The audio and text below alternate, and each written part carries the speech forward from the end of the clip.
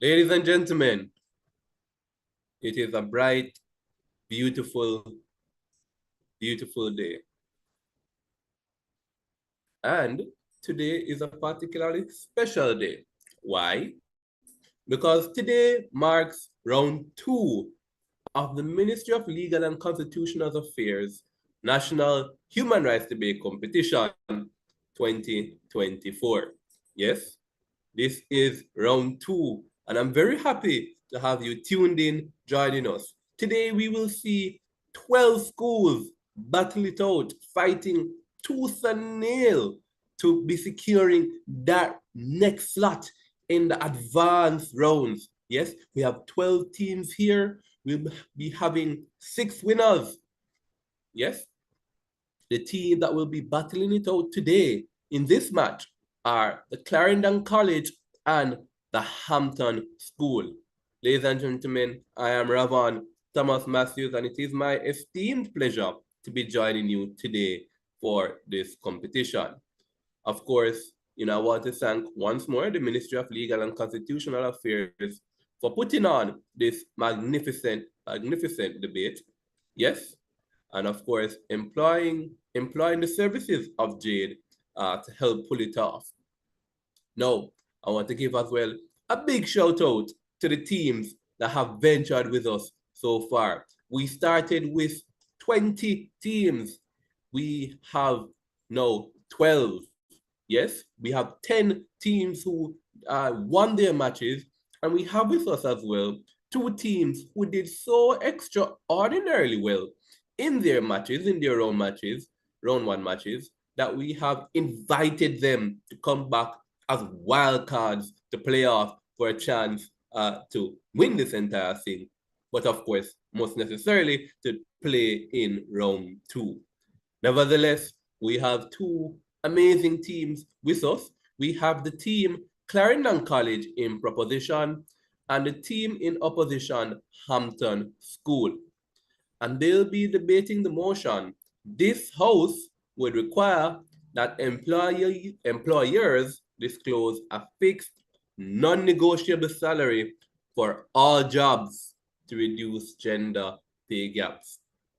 One more time, this house would require that employers disclose a fixed, non-negotiable salary for all jobs to reduce the gender pay gap. Yes? Now, I'd like to invite the judges who will be adjudicating this match. Myself, of course, being the chair judge for this round. Again, I am Ravon Thomas Matthews. I am the special projects manager for Jade. I am one of the chief adjudicators for this competition, along with the boss himself, Mr. Jermaine Barrett. And of course, to help me to create and craft the right decision in this motion is going to be two wing adjudicators who I'll now invite to introduce themselves, starting with Mr. Javon Downey. Hello, good morning, everyone. The name is Javon Downey. I serve as the business development specialist here at Jade, and I am looking forward to an interesting match. Thank you. All right, Good morning, awesome. everyone. My name is Kyle Lewis. I am the executive assistant to Jade, or rather, Mr. Barrett, and I'll be serving as a wing judge. Thank you. Wonderful. Wonderful, wonderful, wonderful. All right. Give me 1 second, ladies and gentlemen, while we do the final preparations to get this match on the road.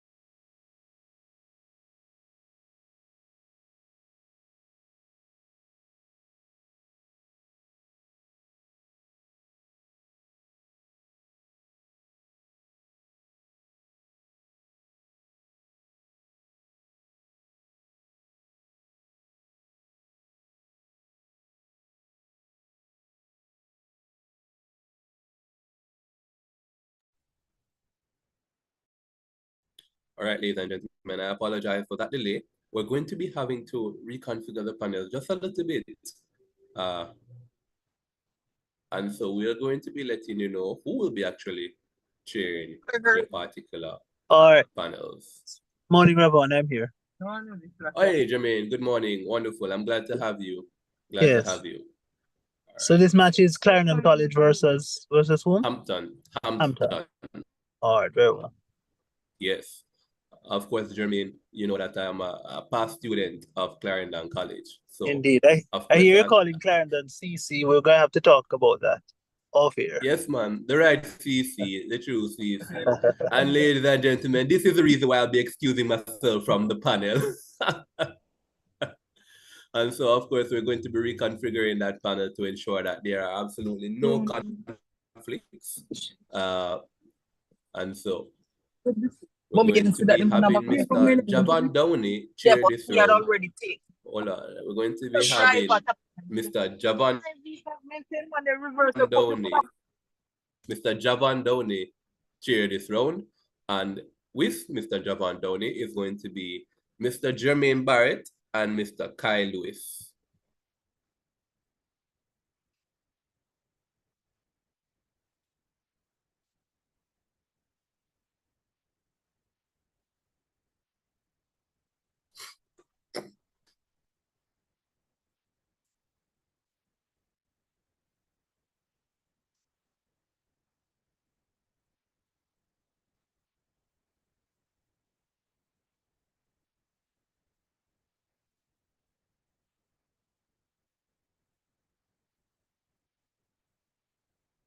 All right, and so Mr. Downey, Javan Downey, the chair is yours.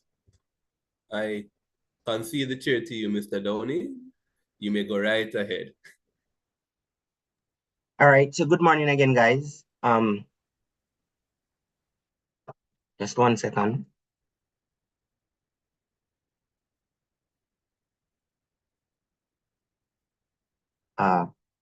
Ravon already went through the preliminaries, and again, just for formalities, the motion before us this morning is this House would require that employers disclose a fixed, non-negotiable salaries for all jobs to reduce gender pay gaps. And proposing the motion, we have Clarendon College, and in opposition, we have the Hampton School. So we now get the debate underway and invite the first speaker from Clarendon College, the proposing team, to kickstart this debate. Here. Oh, and just as a point of note, the time signals will be sent via the chat. So please monitor the chat to be compliant with the allotted times.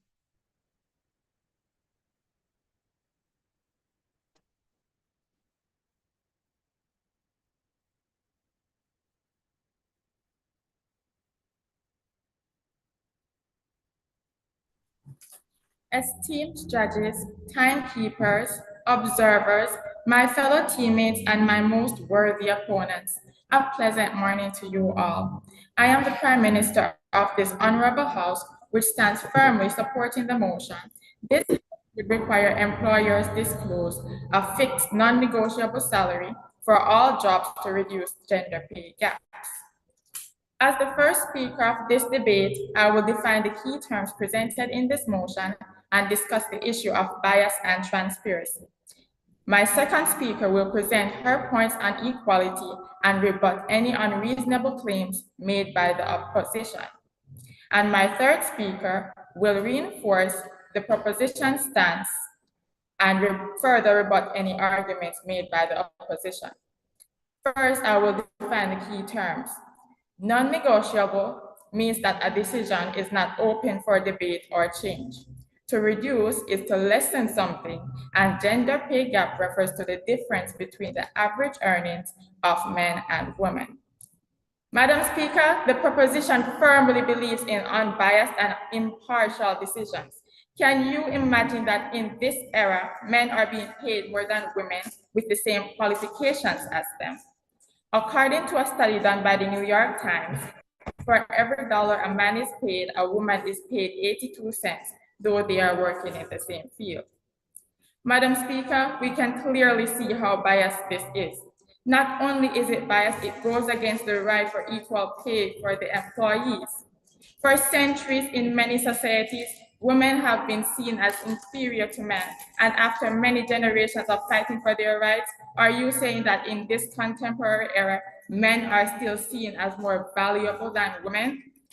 In societies, stereotypes stemming from the past, assumptions and stereotypes about gender can manifest in biased performance evaluation and career development opportunities and compensation rates. For example, when considering requests for flexible schedules to manage parenting duties, leaders, oftentimes males, may unconsciously expect women to prioritize home over work. Even in our homeland, we see this clear violation, undermining the rights of women or a human being in general. Jamaican women surpass men in education attainment, and societal norms and economic structures restrict their access to equal opportunity. It is time we step away from these stereotypes and acknowledge a person for their abilities and qualifications rather than their gender or negotiation progress. When salaries are fixed, non-negotiable, and disclosed, it ensures that employees or more marginalized groups will not feel like they are underpaid or undervalued when they compare themselves to other employees who are performing the same task as them. This may demotivate them as they feel like they are treated unfairly.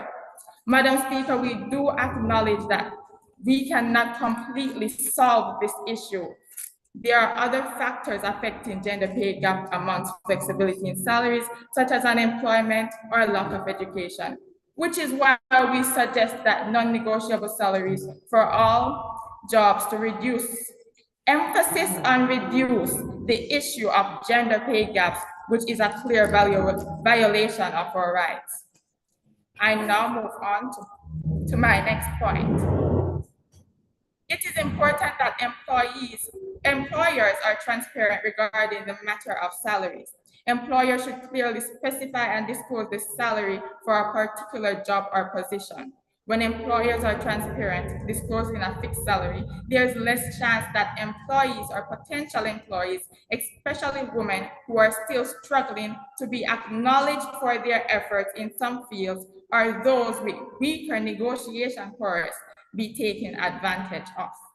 Madam Speaker, having employers disclose a fixed salary will help prevent employers from using underhanded methods to underpay the employees, particularly women, and ensure that compensation for these employees is in accordance with.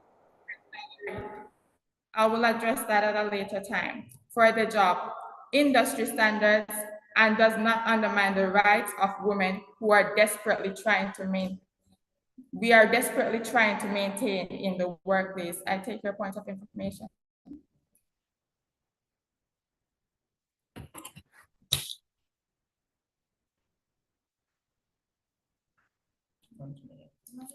I'll continue. According to Forbes magazine, wage pay gaps and pay inequality have been found to be reduced in organizations that utilize salary transparency. In fact, the gender pay gap could be reduced by 40% with a broad pay transparency. Oftentimes, when negotiations occur, a person may be paid based on what they were previously receiving as a salary. For women whose salaries have always been lower than men, when negotiating is put on the forefront for the woman, this will continue and lower the pay that the woman is supposed to get. Thus, there is no improvement in the marginalization women are experiencing. As I wrap up my arguments, Mrs. Speaker, let us remember that the Universal Declaration of Human Rights address equal pay for work, and gender pay gap is a clear violation. Hence, we the proposition suggests employers disclose a fixed, non-negotiable salaries for all jobs in an effort to reduce the issue of gender pay gaps, which will further the steps we as a society to less pay their gender. the proposition rests for now. Thank you. So we want to thank the Prime Minister for opening the debate on side proposition, and now we go over to side opposition and make welcome the opposition leader to open their case on that side of the house. Here, here.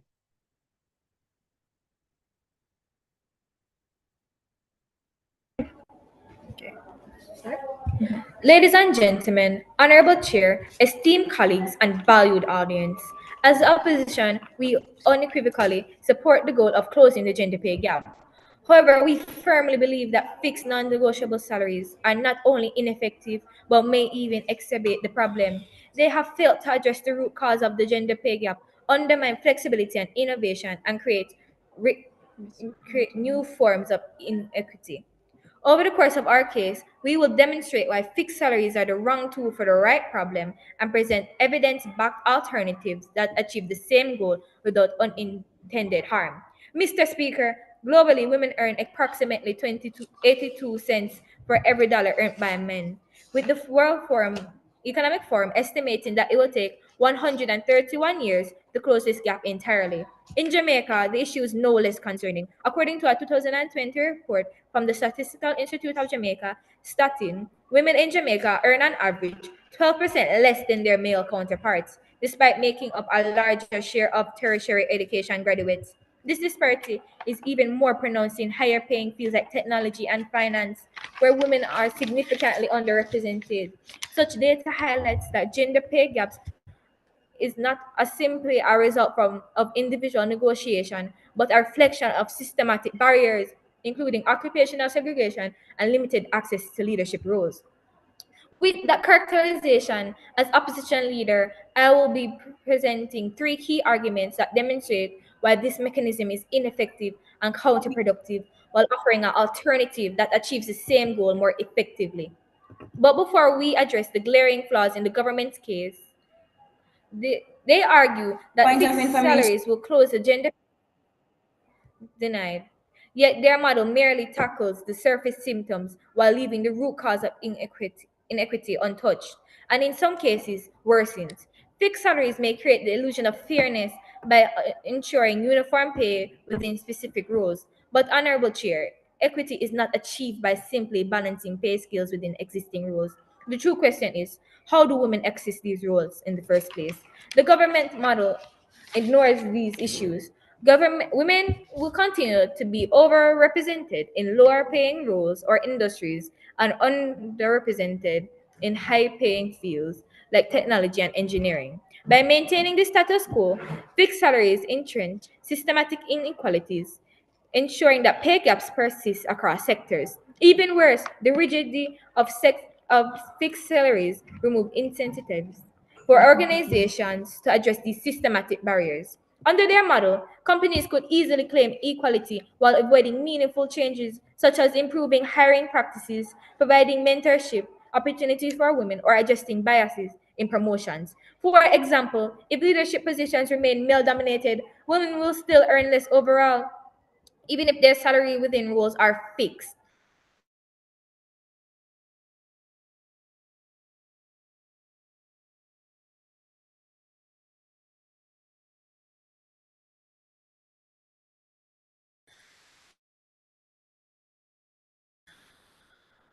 Honorable Chair, consider this. Countries like Sweden and Iceland have significantly reduced their gender pay, address the structural root of inequity rather than merely equalizing.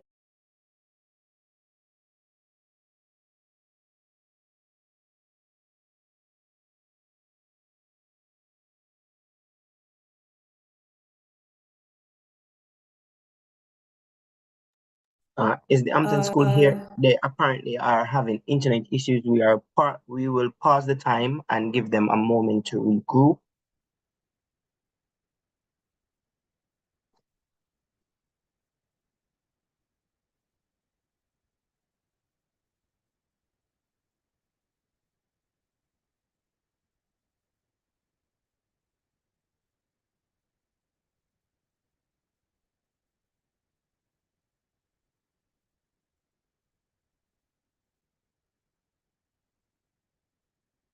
Hello, Amtans, are you ready to continue? So we paused your time.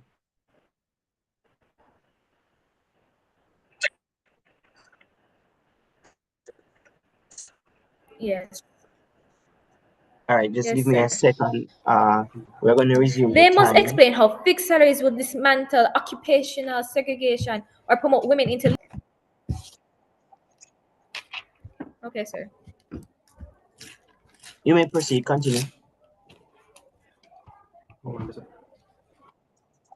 They must explain how fixed salaries will dismantle occupational segregation or promote women into leadership roles. Until they can answer this, their model remains abandoned on a deep wound while the real issue like bias and systematic exclusion continue to fester. So, Honorable Chair, we ask the government, what happens to the systematic barriers when fixed salaries are imposed? How do they intend to address inequities in representation across their models leave untouched? So, Mr. Speaker, because we understand the core issues, we have a better way forward. We introduce GPS, the glass pay scale. This counter policy operates by mandating employers to disclose clear, predefined salary ranges for all roles within their organization. This means each job is assigned a minimum and maximum salary, with adjustments based on objective factors like experience, qualification, and performance.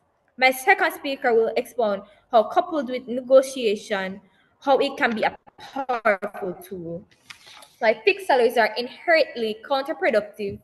Fixed salaries, by definition, impose uniform pay across identical roles, regardless of individual performance, experience, or expertise.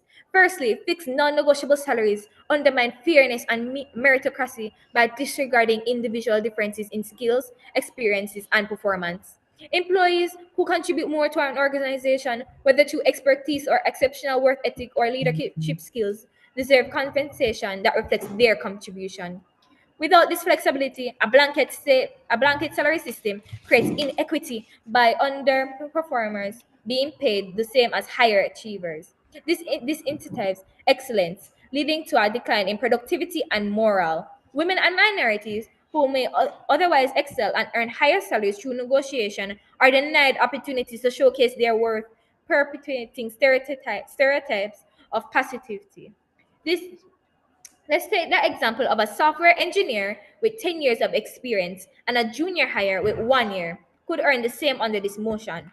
Over the time, the experienced engineer may feel undervalued and leave for a competitor, harming the organization. While the proposition claims this policy will reduce disparities, instead creates new inequities by ignoring individual merits. Addressing structural bias in pay negotiation is a better solution than eliminating merit-based differentiation altogether. A McKinsey study found that companies enforce strict pay structures saw a 15% decline in productivity as high-performing employees left for opportunities that valued their contributions. The glass pay scale balances equity with flexibility, allowing employers to reward merit while holding them accountable for fair practices. Fixed salaries, in contrast, are a blunt tool that stifles innovation, demotivates employees, and perpetuates systematic barriers. GPS offers a denied. Out of That is order. that is dynamic, evidence-based, and unfair, unlike the rigid, counterproductive framework of fixed salaries. We, the opposition, believe in solutions that strike at the heart of the problem. Transparency salary range, coupled with monitoring and systematic accountability, tackles these barriers by preserving flexibility and innovation. This is how we create true, lasting equity, not through superficial fixes like fixed salaries, but through meaningful reform. All right, and with that, that is time. That is time. So we thank the opposition leader for a very spirited contribution to the debate. And now we go back over to side proposition and make welcome the deputy opposition leader to further their case on that side of the house. Here, here.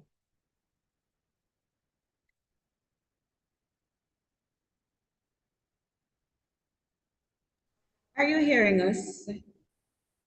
Yes, we are. Okay, ready when you are. And you may proceed with 6 minutes on the clock. Adjudicators, spectators, benchmates, pleasant morning. Permit me to reiterate our stance that requiring employers to disclose fixed non-negotiable salaries for all jobs is a necessary step towards reducing the gender pay gap. My colleague has laid a strong foundation for our argument, and I will build upon that by addressing the key points raised by the opposition while further emphasizing the benefits of this policy, particularly in the context of contemporary issues facing Jamaica. Let us consider the fundamental principle of equality. The right to equal pay is a factor of various frameworks, such as the Universal Declaration of Human Rights. In Jamaica, where gender inequality remains a pressing issue, the gender pay gap is a significant barrier to achieving true equality. Women in Jamaica earn on average significantly less than their male counterparts, often due to systematic bias and a lack of transparency in salary negotiation. Status quo states that every 6 cents a woman makes is a dollar a man earns. Madam Speaker, an employer-employee relationship is a contractual relationship. It is within the Jamaican Constitution that if there is any contractual relationship, the conditions and warrants need to be transparent to both parties. Hence why the non-negotiable salary should be disclosed. We should care, Madam Speaker, because it is the aim of the fundamental human rights constitution to promote equality. Fixed non-negotiable salary for all genders will ultimately reduce gender gaps and create a more mobilized and equitable society by mandating fixed non-negotiable salaries, regardless of their gender, are compensated fairly based on their roles rather than their ability to negotiate. This approach not only promotes fairness, but also aligns with our moral obligation to of all human rights in the workplace. To answer the question of what about the careers dominated by males, if an employee is employed, doesn't it mean that they are certified for the acquisition of the position? As long as they are certified, they should be equally paid regardless of their gender, as this is against Chapter 3 of the Jamaican Constitution, which is the fundamental human rights and freedom, that we should not be discriminated regardless of my gender. If you are an employee and the job requires the employee to lift a desk, the female lifts the desk with one finger and the male struggles to lift the desk with both hands. Who is most likely to get the job? The female is more qualified for the job, which means that she should be paid equally for her labor. Additionally, we have a lot of females that work out and are in the gym and are more than capable of carrying out the roles that they are given in male-dominated jobs. Now, let's address the opposition's point about negotiation skills. While negotiation is indeed an important skill, it should be a necessity for fair compensation. Many individuals, particularly women and marginalized groups in Jamaica, face barriers that hinder their ability to negotiate effectively. Cultural norms and societal expectations often place women at disadvantage in negotiations, leading to lower salaries and fewer opportunities for advancement. When we remove the negotiation process, we empower all employees to focus on their work and contributions rather than worrying about whether they are being paid fairly.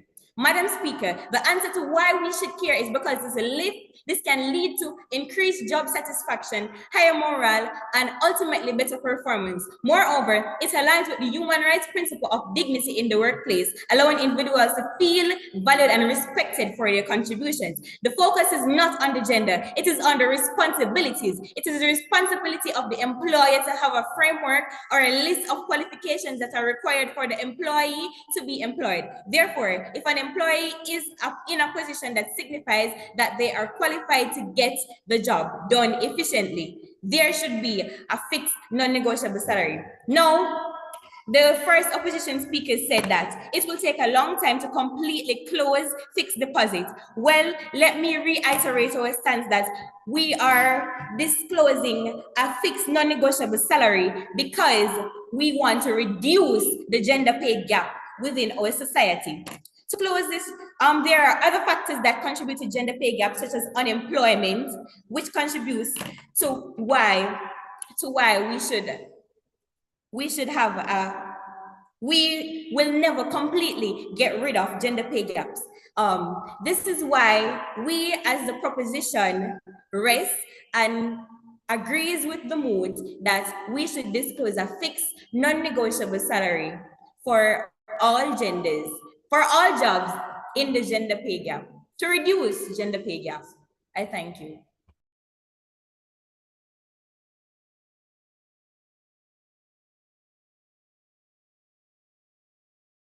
Right, so we thank the deputy opposition leader on that side of the house, and we are now going back over to side opposition to continue to hear the continuance of their arguments. Put your hands together for them. Welcome. Here. Your virtual hands, that is. Honorable Chair, esteemed adjudicators, ladies and gentlemen, picture Jamaica's future. A nation where ambition is rewarded, talent thrives, and no one is held back by systemic biases. Contrast this with the government's rigid model, a proposal that stifles motivation, perpetuates inequities, and offers the illusion of fairness. Today, we expose their flawed plan, presenting instead a vision of equity grounded in transparency, accountability, and empowerment. As the second speaker, I will demonstrate three critical flaws in the government's motion. First, fixed salaries perpetuate existing gender pay disparities and lead to unintended gender effects. Secondly, negotiation is not only a pillar for economic equity, but a catalyst for a systemic change. Third, fixed salaries are particularly ill-suited to Jamaica's socio-economic and cultural content. I will also propose, in addition to transparent pay ranges, actionable initiatives, as mentioned by my first speaker, that will empower Jamaicans aligned with our socio-economic realities and foster sustainable equities. First, fixed salaries perpetuate existing gender pay disparities by locking women into historical undervalued pay structures, preventing them from challenging systemic biases and negotiating for fair compensation. The government claims that fixed non-negotiable salaries will solve the gender pay gap by eliminating room for bias. However, this approach misunderstands the root cause of disparities, which are systemic undervaluation of women's work, societal biases, and structural inequalities. Fixed salaries rely on historical pay structures, many of which reflect past inequities. Without opportunities for negotiation, women are bounded by flawed benchmarks, unable to challenge systemic biases or demand fair compensation. The government claims this policy levels the playing field, but in reality, it ensures that women cannot break the ceiling imposed by predetermined fixed pay scales. Transparency works when paired with negotiation, not as a substitute for it. For instance, countries like Sweden report payment ranges and allow room for negotiation. This combination empowers individuals to demand fair while ensuring accountability. The ramifications of this policy are devastating, as there are perpetuation of gender pay gaps, missed opportunities for reform, and economic injustice. Let's look closer to home. In the Caribbean, where wage disparities persist due to historical gender roles and socio-economic factors, fixed non-rigid pay models will solidify inequities. For instance, studies from Jamaica show that women dominate lower paying industries such as education and caregiving, while men dominate higher paying technical fields. Fixed salaries would preserve these disparities rather than dismantle them. Transparency without flexibility of negotiation offers no solution. It merely reveals inequities and forces individuals to accept them. Secondly, Mr. Speaker, negotiation pillar for closing the gender pay gap. Negotiation is not merely a skill, it is a tool for economic transformation. When individuals, especially women, are equipped to negotiate, they challenge undervaluation and systemic biases. This is a lesson evident in Caribbean specific examples.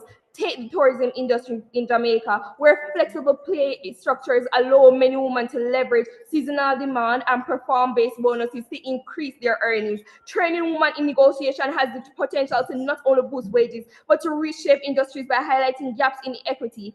Unlike rigid fixed salaries, negotiation encourages accountability. Employers are compelled to assess pay structures, address inequities, and engage in continuous improvement. A system that combines transparent salaries range with negotiation training ensures fairness and equips individuals with lifelong skills. This dual approach is proven to work. Trinidad and Tobago recently piloted a program pairing salary range disclosures with negotiation workshops for women in public service, reducing pay disparities by 15% in 3 years.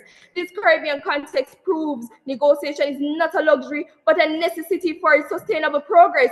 Don't believe us? Let's look at New Zealand, who require employers to disclose pay ranges alongside workplace training initiatives, has significantly reduced the gender pay gap, particularly in public service roles. Unlike fixed salaries, negotiation introduces accountability to both employers and employees, fostering a culture of fairness and continuous improvement. Mr. Speaker, the benefits of negotiation extends beyond individual success to systemic transformation. Negotiation fosters professional confidence, enabling women to advocate for promotion and career advancements. In Germany, policies that encourage negotiation through mentorship programs have not only increased women's wage, but also doubled their representation in managerial positions over a decade. We on the opposition side advocate for practical transformative reforms that enable disclosure of pay ranges.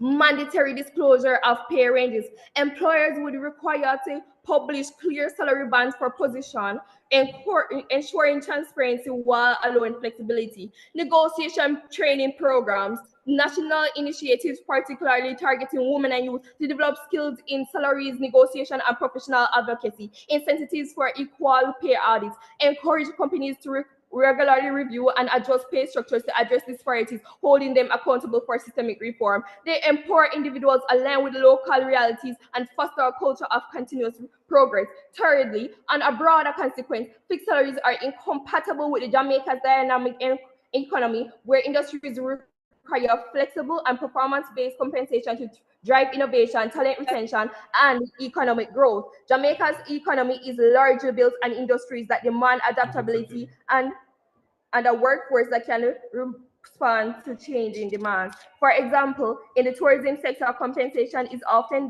tied to performance and seasonal demands. With We thank you, workers second speaker. That is time. That is time. We are all out of time. So we want to thank the second speaker from the opposition team for her contributions to this debate. We will now transition into a period of cross-questioning. So this period will last for 4 minutes and it is alternative. So we will begin with opposition fielding questions to the proposition team. And with 4 minutes on the clock, Anthem Schools, are you ready to pose your questions? Excuse me, I just want to clarify or solidify that our mic is working because you were trying to ask POIs, but it didn't seem as if it was going across. Oh, okay. Well, once it's within unprotected time, just unmute and ask POI, and if they accept, you can go ahead with the question. All right. So, Amtans, are you guys ready to field questions to Clarendon College? Are you hearing us, sir? Yes, sir. Yes, I am.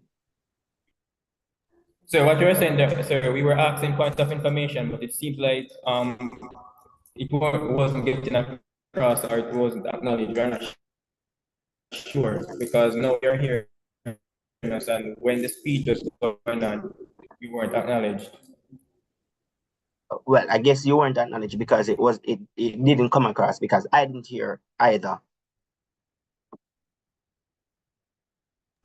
Okay. So. Right. Yeah.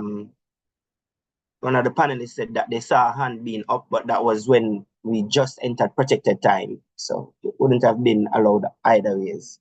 All right. So with that said, we now go to Amtons to pose their questions to Clarendon College. Remember, questions are asked within 20 seconds, and you have 40 seconds within which to provide a response. Amtons, the floor is yours.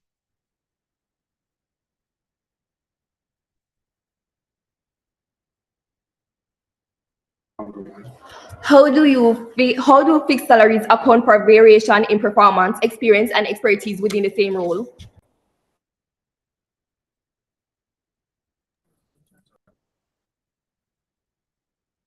All right, let us consider this. All right, so in chapter 3 of the Jamaican Constitution, which is the supreme legislation in our country, right? Everybody is entitled to the right of conscience, right? And if an employer is employing an employee, then that would signify that the employer has qualifications and requirements that each employee must have before they are employed, as it shows or certifies that they are certified for the job. This is why it doesn't matter of whatever experience you have. It doesn't matter. Once you're suitable for the position and you're able to fulfill the role properly and efficiently, then you deserve equal pay, as it is fair and equitable towards us as a society and would ultimately reduce the gender pay gap.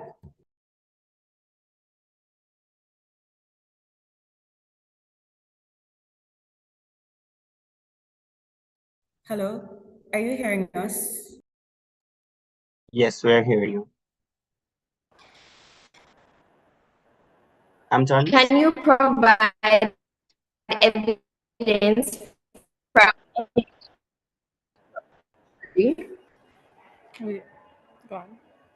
Can you provide evidence from any country or organization without unintended consequences? Please repeat because your internet is lagging. Can you provide evidence from any country or organization where fixed salaries have successfully reduced the gender pay gap without unintended consequences?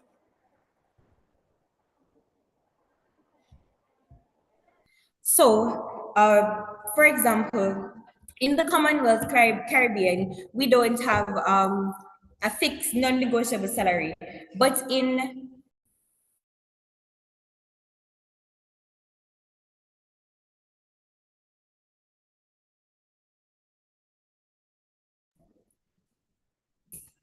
So, according to Forbes magazine, in America, the organizations that do have fixed non-negotiable salaries, the gender pay gap was reduced by 40% with their broad pay transparency.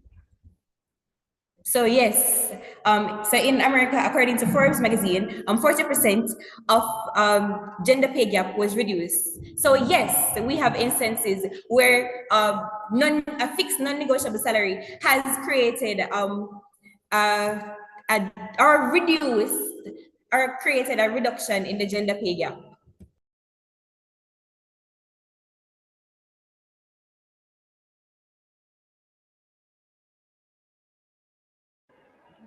Countries like Germany and the UK have reduced pay disparities using transparency. Why should we abandon proven models for a rigid, untested system?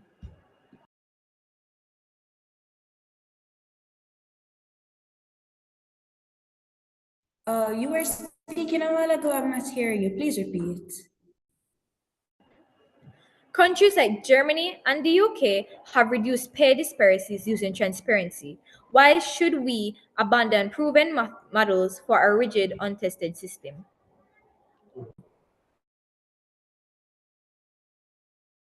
As we have stated before, this system has been tested in various countries, such as the United States, and it has reduced gender gap by 40%. Please permit me to also highlight the fact that other factors contribute to gender inequality, to gender pay gaps, which are employment. So this system cannot completely get rid of it. But what we're saying is it can significantly reduce the gender pay gaps within our society, as we have evidence from these states that 40% of the gender pay gap has been reduced with this system. Right. We thank you, Hampton Schools, for posing questions to Clarendon College. Now we'll go over to Clarendon College for their 4 minutes of fielding questions to the Hamptons School. And we will begin now. All right, so the first speaker stated that it will take a long time to completely close the gender pay gap. So I want to ask the question, do you believe that gender pay gap can be completely closed?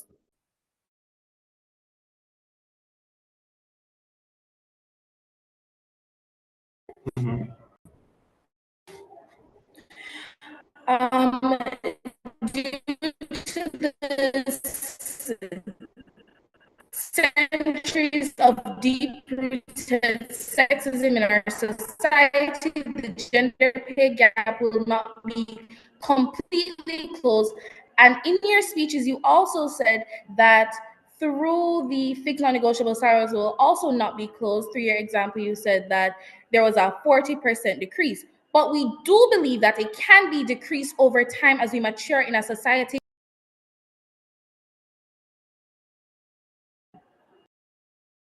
And that is what our pay range will do. It will provide equality for all, allowing them to negotiate within a specific range so that the gender pay gap will be reduced.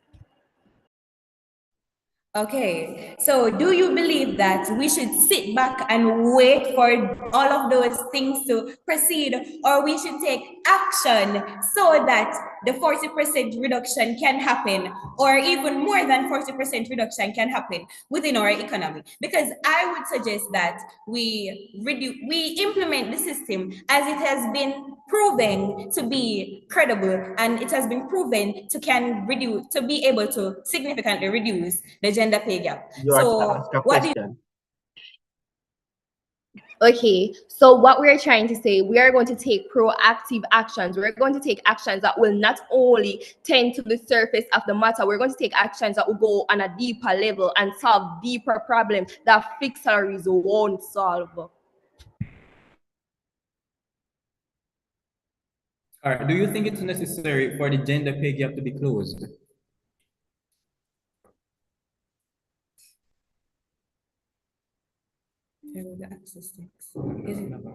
Is it?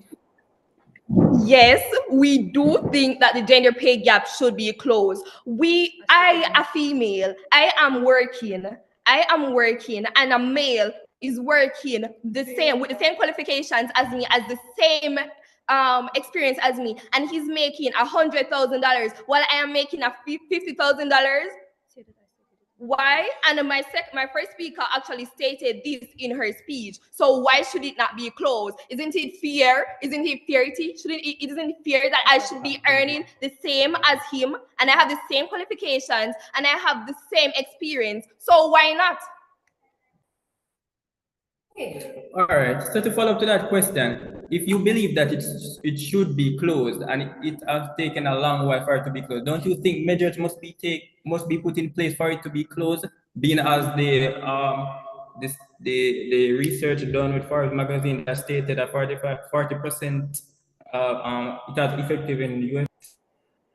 So we are not disagreeing with the existence of the gender pay gap. We do agree that it exists, and we also do believe that it should be reduced, which is why we have taken an action and crafted a counter policy called GPS, which the first speaker has stated, that will include flexibility, allowing employers to reward merit and hold them accountable for fair practices. Unlike the fixed salaries, which are a blunt tool, help to stifle the growth and development of employees, especially women and minorities.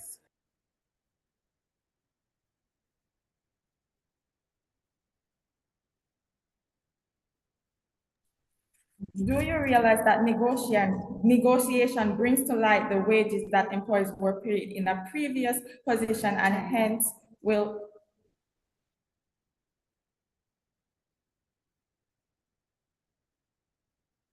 Go ahead, I'm done. Please respond. Did you finish? Can you please repeat? Are you aware that negotiation brings to light the wages that employees were paid in a previous position? Hence, those who were paid on a lower rate will always be paid on a lower rate. No, that's not the case. You negotiating your pay or your salary leaves you're empowering what you should receive due to your qualification. There are rooms or chances that your pay or salary should be improved, and that's the reason why we have pay audits along with negotiations. All right, thank you very much to both teams for participating in this engaging session of cross questioning. We will pause for 1 minute to allow rather the final touches on the reply speeches, and then we will proceed with the reply speaker from the Hampton School to close out opposition's case, and then we'll go to Clarendon College for their reply speech to close out the debate in totality. And your 1 minute begins right now.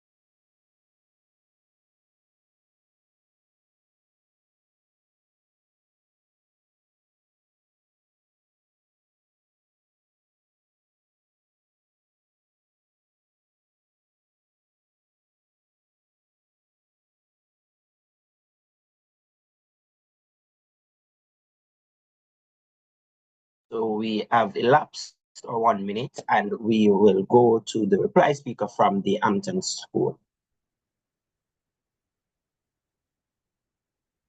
No.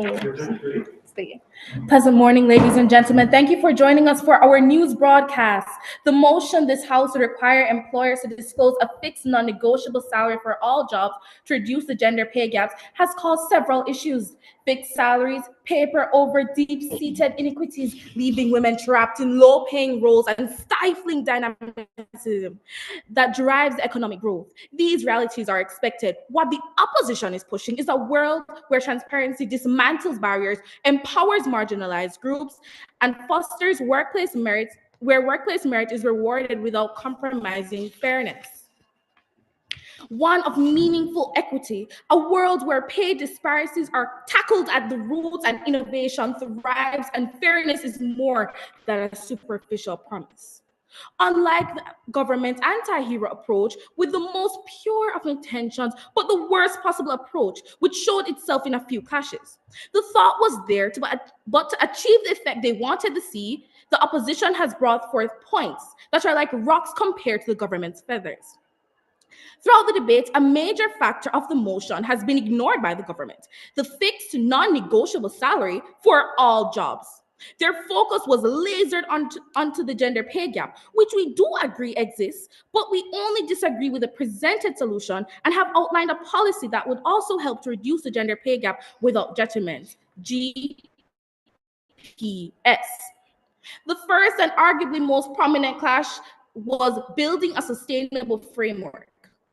The government offers a simplistic, short-term fix that may close negotiation gaps temporarily, but fails to create lasting equity.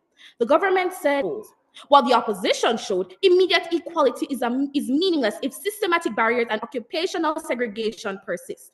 Transparency, on the other hand, is self-correcting. By requiring salary audits, public reporting, and accountability, the glass pay scale ensures continuous progress, reducing pay gaps across industries and levels of employment.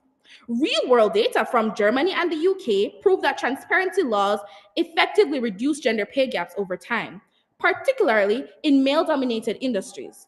Fixed salaries, on the other hand, have no track record of success and risk entrenching inequities under the guise of fairness.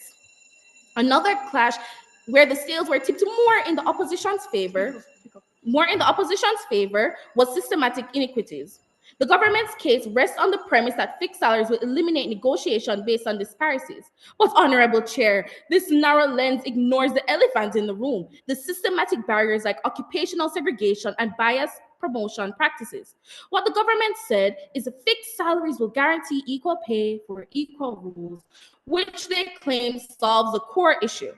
What the opposition showed: fixed salaries mask inequities rather than solving them. They perpetuate occupational segregation by leaving women stuck in low-paying industries and leadership roles out of reach. Worse, they remove incentives for companies to address these deeper issues, because compliance can be achieved superficially by standardizing salaries. The opposition demonstrated evidence from Germany and Sweden. The transparency laws compel organizations to confront biases and actively diversify leadership. The opposition solution tackles the root of the problem, ensuring long-term change. In contrast, the government's model is nothing more than a cosmetic fix. And the clash to make or break this debate followed the GPS and took the right turn toward the opposition's outlook, ensuring fairness without rigidity. The government frames fixed salaries as inherently fair, but fairness without flexibility comes at a cost.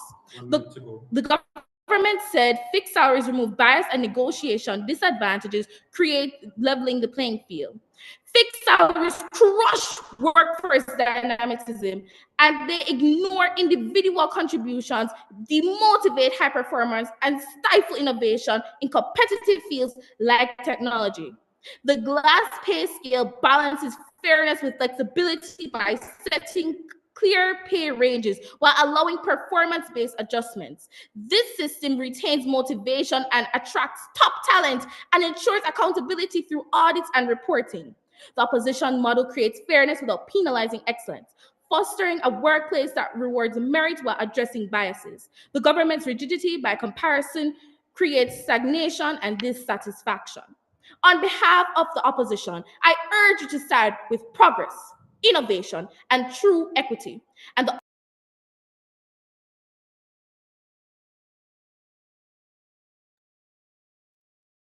All right, so the opposition reply speaker, we thank you for that lovely contribution and lovely characterization of your case to close out this debate and side opposition. We now make way for the reply speaker and side proposition to do the same.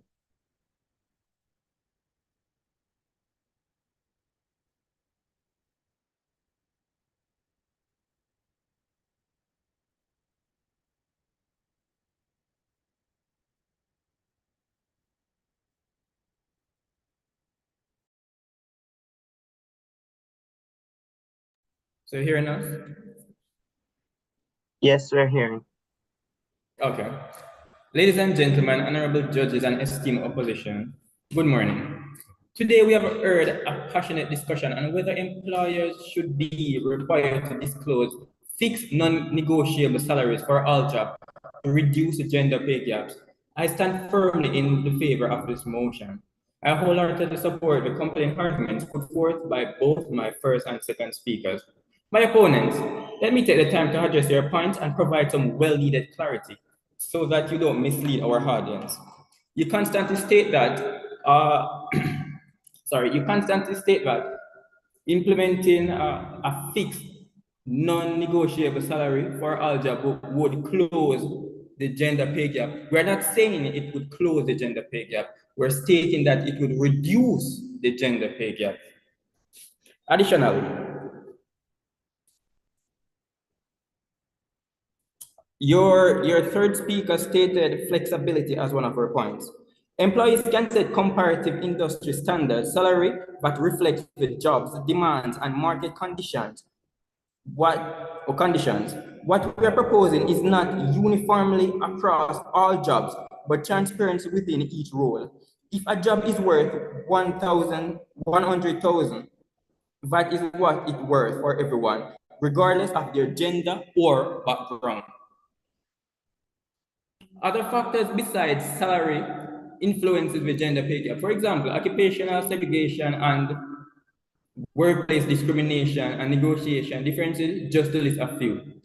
The fixed non-negotiable salary wouldn't indefinitely fix the issue of gender pay gaps, but we are saying it will reduce the factor contributing to gender pay gap. The reason why we're saying that is, we must disclose it.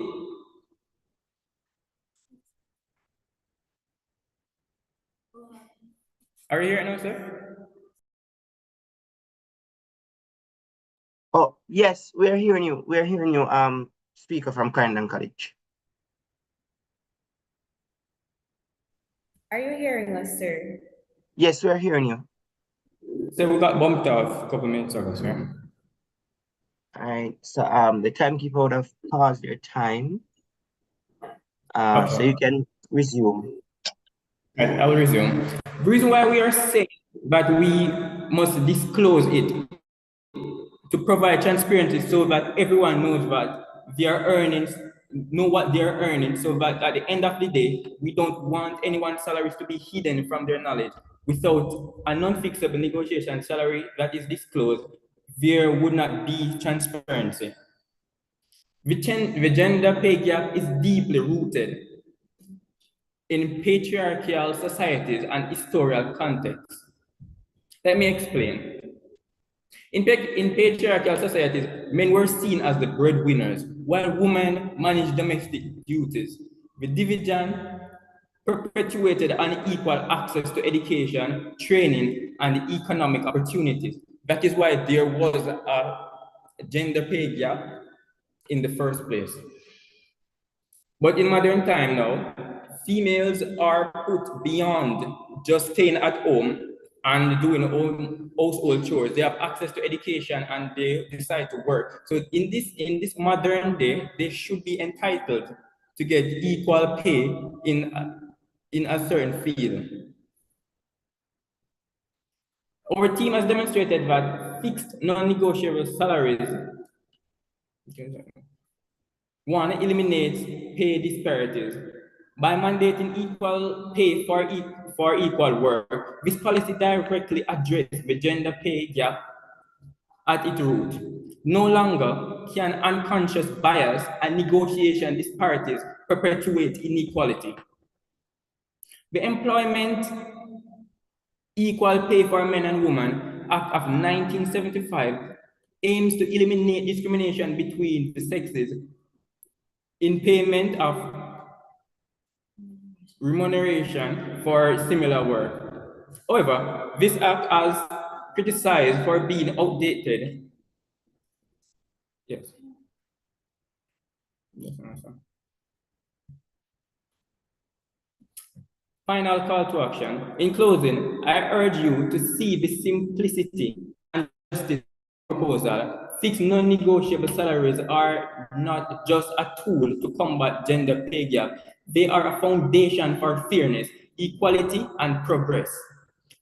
But by supporting this motion, we take a decisive step towards a future where pay equity is not a goal, but a reality. Vote in favor of this motion because fairness is non-negotiable. Thank you.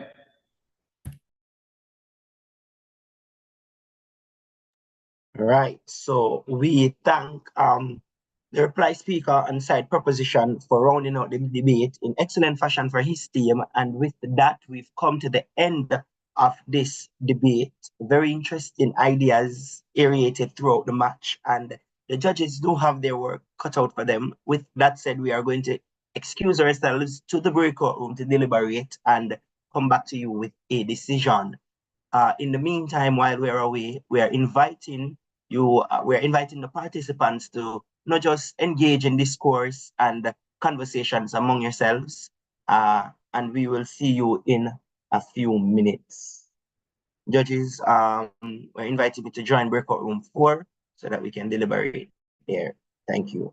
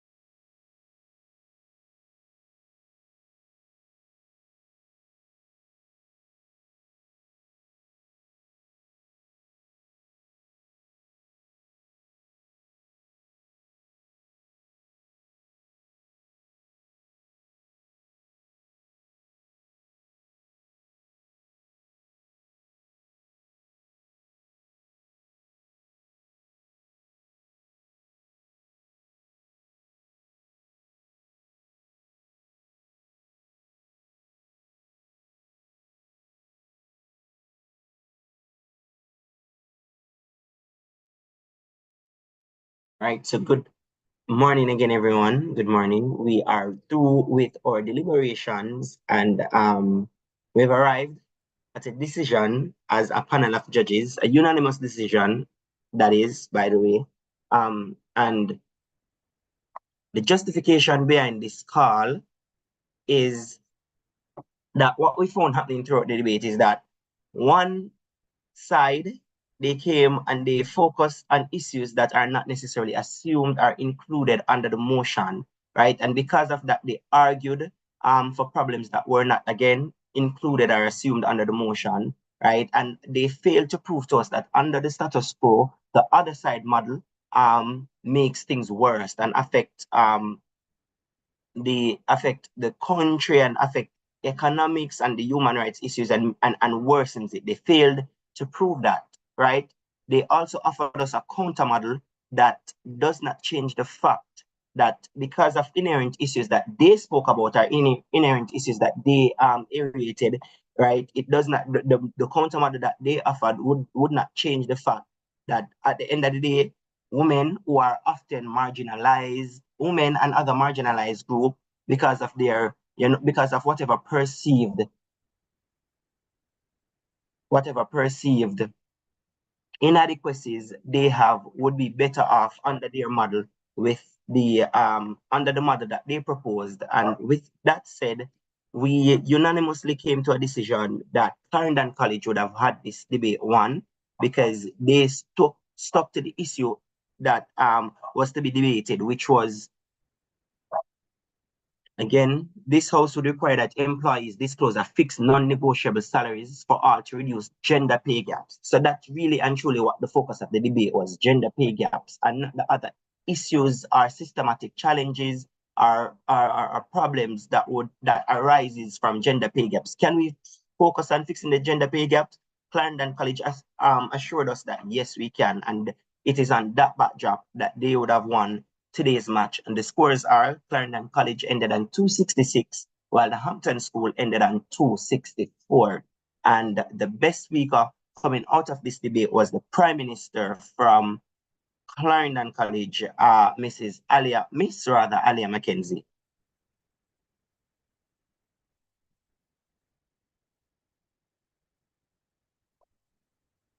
So again, we want to thank all participants for debating in the match, and we look forward to seeing you in the next round.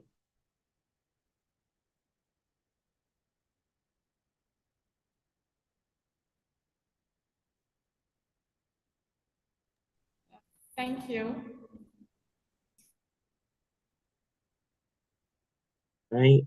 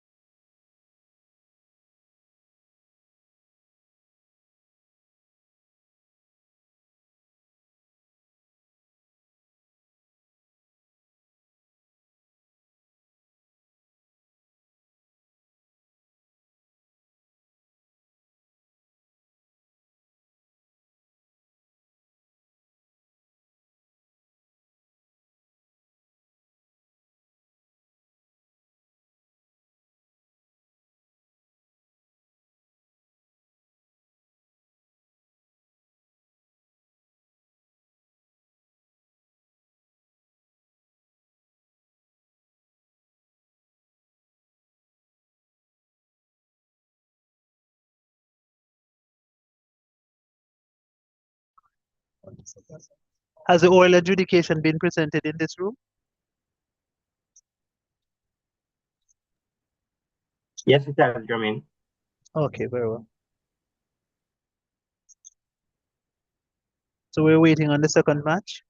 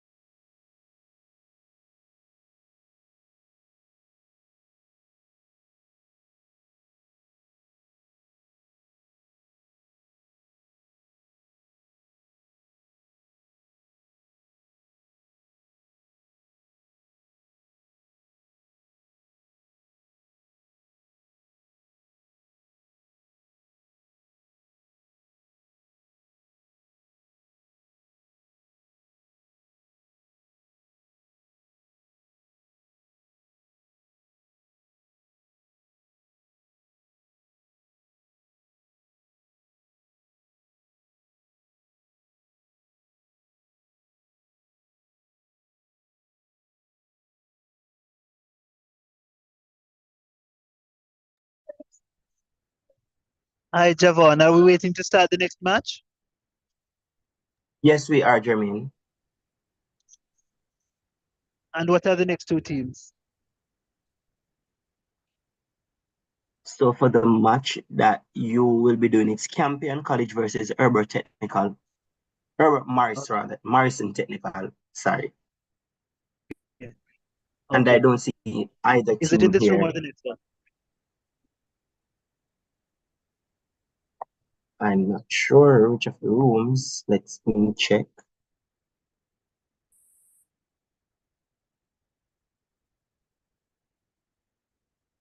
So this is the main room that we're in.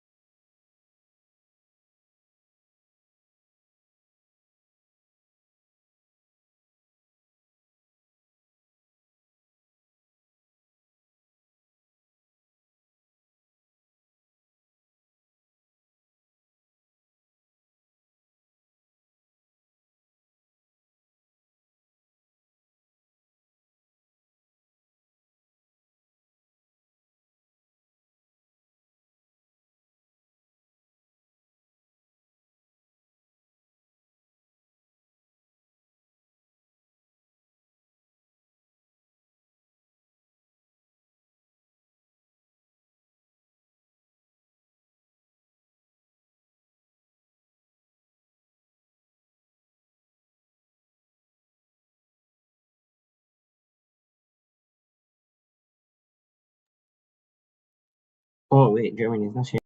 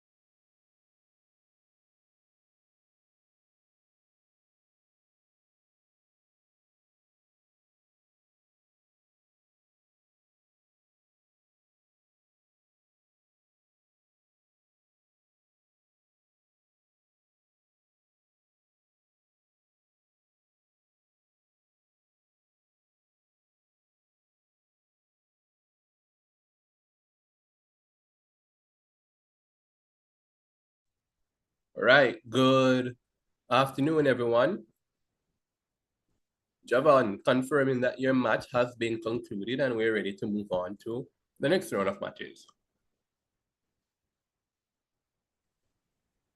Morning. Good morning. Good morning. All is well? All is well. All is well. All right, Javon. So I assume this means that the previous match has been concluded, Javon.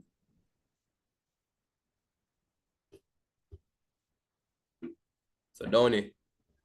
All right. No worries. I think that's a fair assumption to be made. So let's see if we have our other two teams here. 4 teams. Cornwall College and Knox College. Are you here?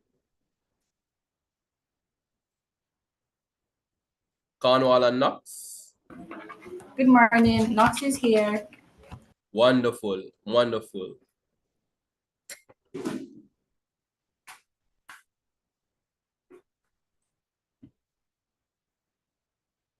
And Cornwall College, are you here?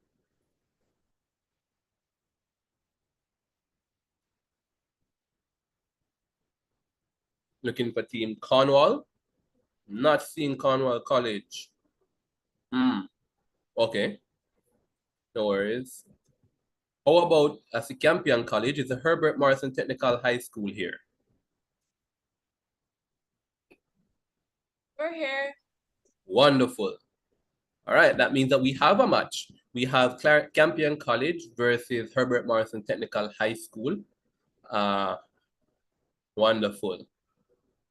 So I'm looking now for Mr. Barrett and Javon Downey. Are you here with us? I'm here. Wonderful. Hi, Downey. Mr. Barrett, are I'm you in here. a position? I'm here. I'm here. Not yet in a position to chair. No, I'm not. Still commuting. Okay, And I noted. can't judge the Cornwall match for obvious reasons. Yeah, man. Yeah, definitely. All right. I know Mr. Joshua Atkins is here with us and Mr. Shavard Campbell.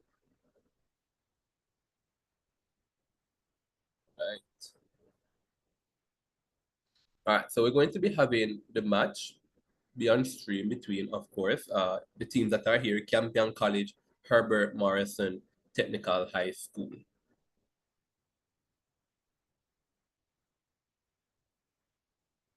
All right, so Mr. Downey, this one is for you. You'll be cheering this round as well. Your panel will consist of Jermaine Barrett and Alan Carter.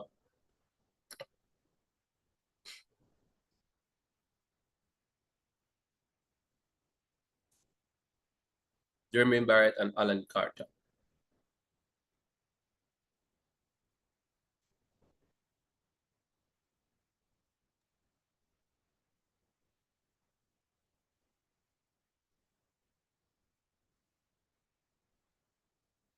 All right.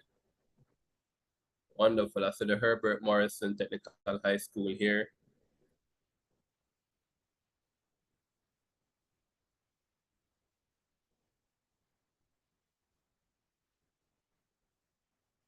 All right.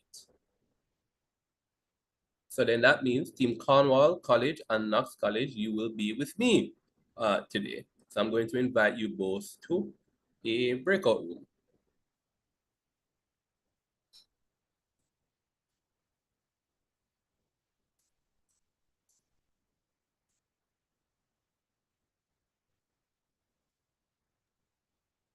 Hi, Ravon. Hey, Jermaine. You got the scores for the last match just now? The one that Javon adjudicated? I did not. Okay. Javon? Yes, Ramin, I'm here. I do have the scores. I have them in a Word document. I'll send them to Ravon shortly. All right, very well. Thank you. All right.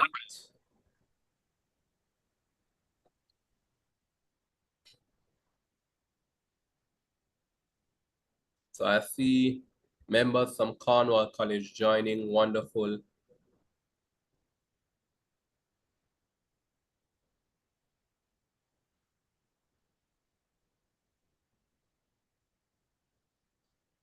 All right.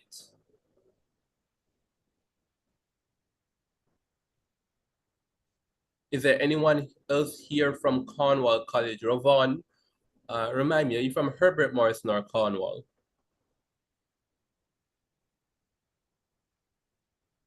Okay. All right, so I see Knox and Tequan Ellis from Cornwall College in the main chat, in the breakout room chat rather. So the panel that will be judging with me in that room, Shavar and Joshua. All right.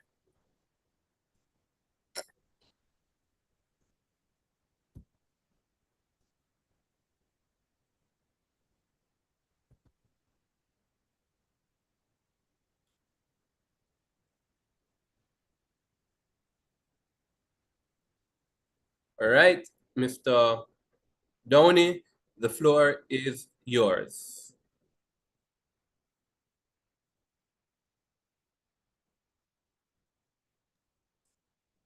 All right, thank you, Ravon. So welcome to the second match in round two. The motion before this house reads, this house would prioritize STEM education at the expense of artistic and cultural rights. And arguing in favor of this motion, we have the team from Campion College, and in opposition is the team from Herbert Martin Technical High School. I know that the teams are already are up to date with the rules, but just quick reminders. The first and last minute of each speaker's speech is protected. First speaker speak for 7 minutes, second speaker speak for 6 minutes, and reply speakers speak for 4 minutes. We'll have a period of cross questioning for 4 minutes, alternatively, where teams field questions to each other. And with that said, we now go straight into the match. So we welcome the first speaker on the proposition team to open the debate for their side of the house. Are you hearing me? Hello? Are you hearing me? Oh, also, the time signals will be placed in the chat, so be sure to monitor the chat so that we can all be compliant with the allotted speaker's time. And in the interim, I'm asking all teams to send their speaker names and order in which they'll be speaking via the chat. Thank you. First speaker, the floor is yours. All right. Okay, am I being heard? Yes, I'm hearing you. All right. You need to send the names before you start.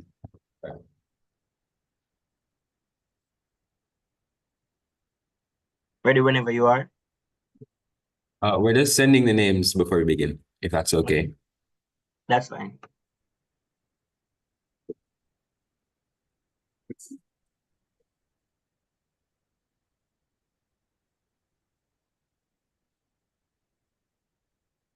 No, I know. No, okay. Last name. That's me. Okay. All right.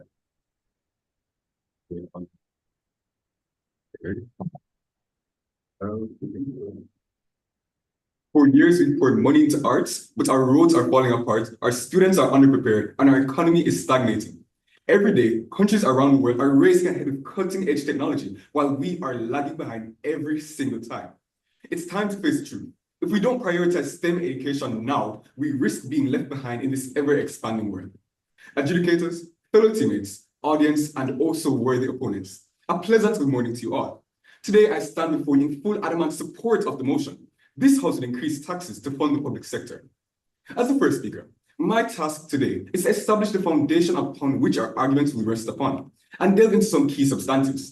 The second speaker will further support the motion by adding some key substantive points, and the reply will close by weighing the arguments proposed and showing why we have won this debate.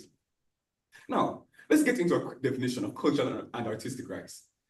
These are defined as rights that protect individuals' ability to express their culture and access cultural and artistic resources. Our model is centered around the reallocation of limited resources to address the urgent need for STEM education in a rapidly evolving global landscape. Due to these fiscal constraints faced by the governments, it is crucial to prioritize funding when it will have the most substantial long-term benefits. By reducing some of these for artistic and cultural programs, as well as public cultural institutions like museums, the government can redirect these funds towards enhancing STEM initiatives. This reallocation would support the critical areas such as increasing scholarships and grants for STEM students, expanding STEM infrastructure, including labs, equipment, and technology, and offering incentives for STEM educators through higher wages and professional development programs. At the high school level, this would involve expanding the curriculum to include more STEM subjects, raising teachers' wages to incentivize top talent, and providing subsidies to reduce costs for students. At the university level, STEM education could be heavily subsidized through merit and need-based scholarships, increased research opportunities, and apprenticeships to better prepare students for the workplace. While this will inevitably lead to budget cuts for cultural institutions, it is a necessary trade-off to ensure that the country's future economic and technological growth. To mitigate these impacts, we propose the privatization of certain cultural institutions and sites. The National Gallery, for example, could be gradually transferred to the private sector, relieving the government of the financial burden for supporting these institutions. While concerns about access are valid, the private sector has already demonstrated its ability to maintain areas of art and culture as seen with institutions like Bob Marley Museum and Edna Manley College. By shifting the responsibility of these cultural institutions to private ownership, it allows the government to focus its resources and funding on STEM education, which is essential for preparing our workforce capable of driving innovation and economic development. The financial strain of maintaining public cultural institutions is considerable, and privatization offers a solution for sustaining. Ultimately, STEM disciplines provide practical solutions to pressing global challenges, such as climate change, healthcare, and food security. Prioritizing STEM education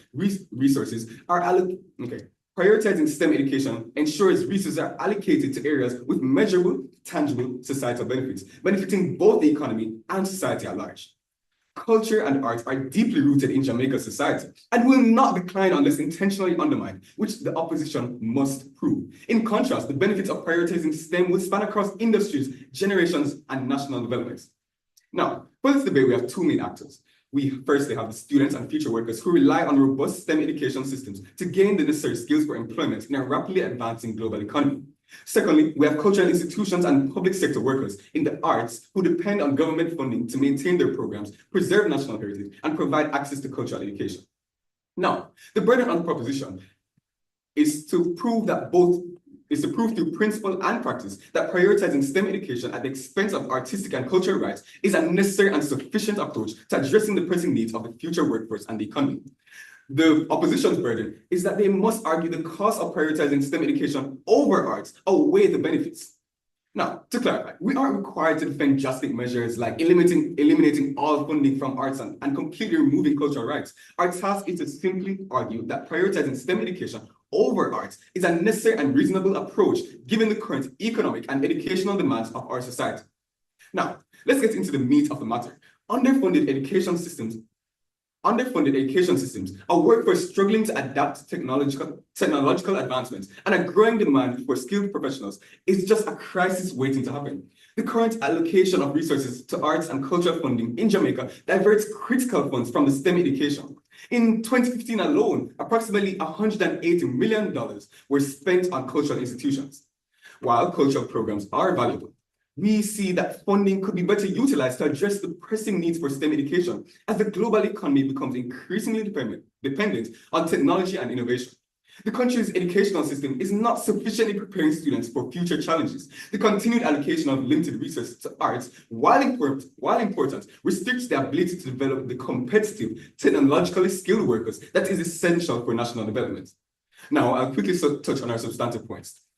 We have STEM fields such as science, technology, engineering, and mathematics are the forefront of developing innovative solutions to some of the world's most urgent problems. Food security has been a pressing issue for Jamaica in recent times. Agricultural technologies and innovations in biotechnology help reduce the problem by increasing crop yields, reducing food waste, and improving the nutritional value of food, ensuring that Jamaica's ever-growing population has access to sufficient and healthy food. The impact of investing in STEM education is vast and transformative. By equipping students with the skills and knowledge to address these global challenges, we ensure a future workforce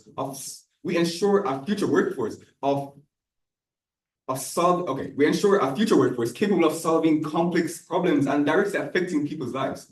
For example, we have advancements in renewable energy technologies, which help to combat climate change and reduce dependency on fossil fuels. And also, we also see that the impact of investing in STEM education is also able to provide for longer, healthier lives for people around the world. Furthermore, breakthroughs in agricultural engineering can lead to more sustainable farming practices and better access to food, helping to address hunger and reduce mass importation that we are currently seeing in the status quo. Prioritizing STEM education ensures that the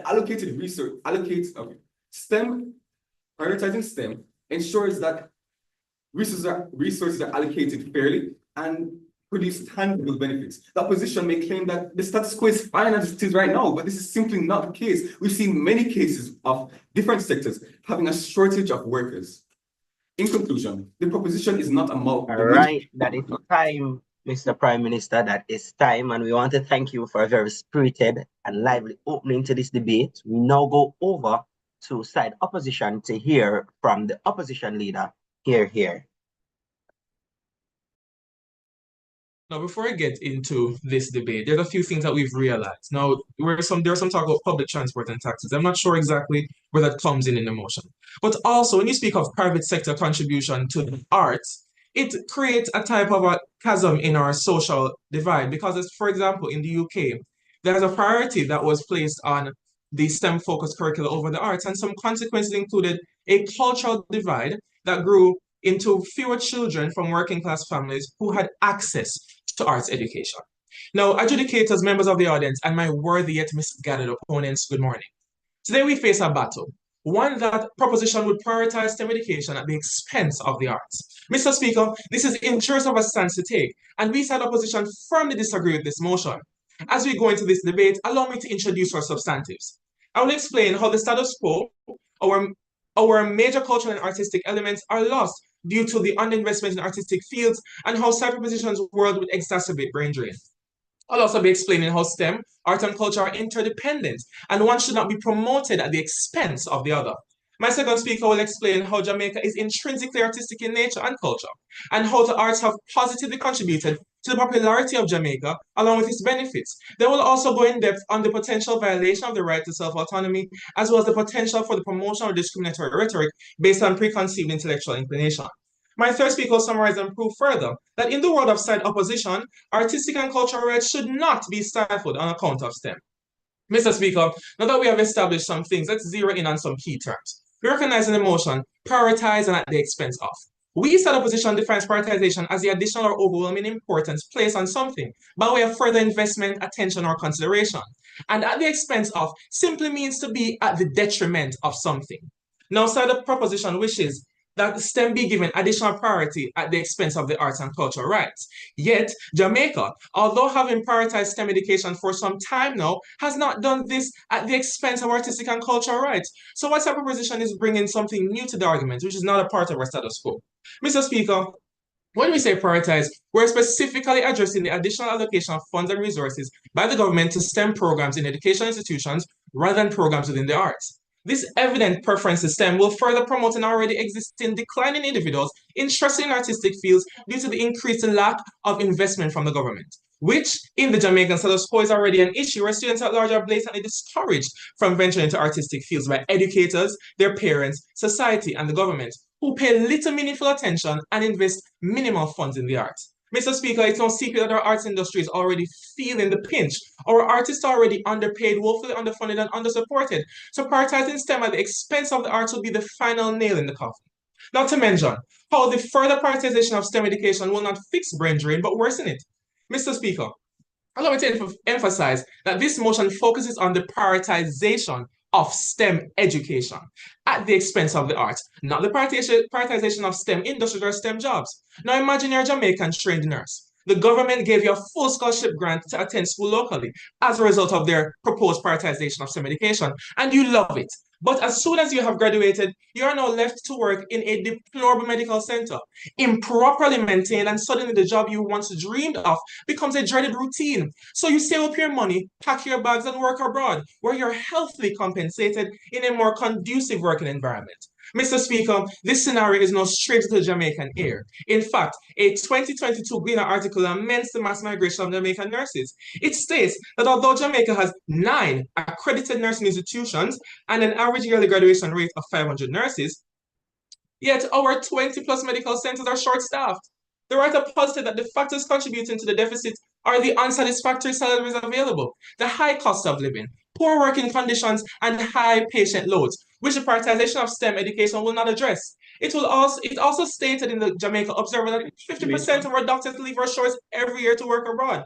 Mr. Speaker, even if we invest much more into STEM education, it won't directly fix the issues our professionals are facing. Simply put, all we would be doing is creating a large workforce of well-trained professionals, essentially for mass exportation.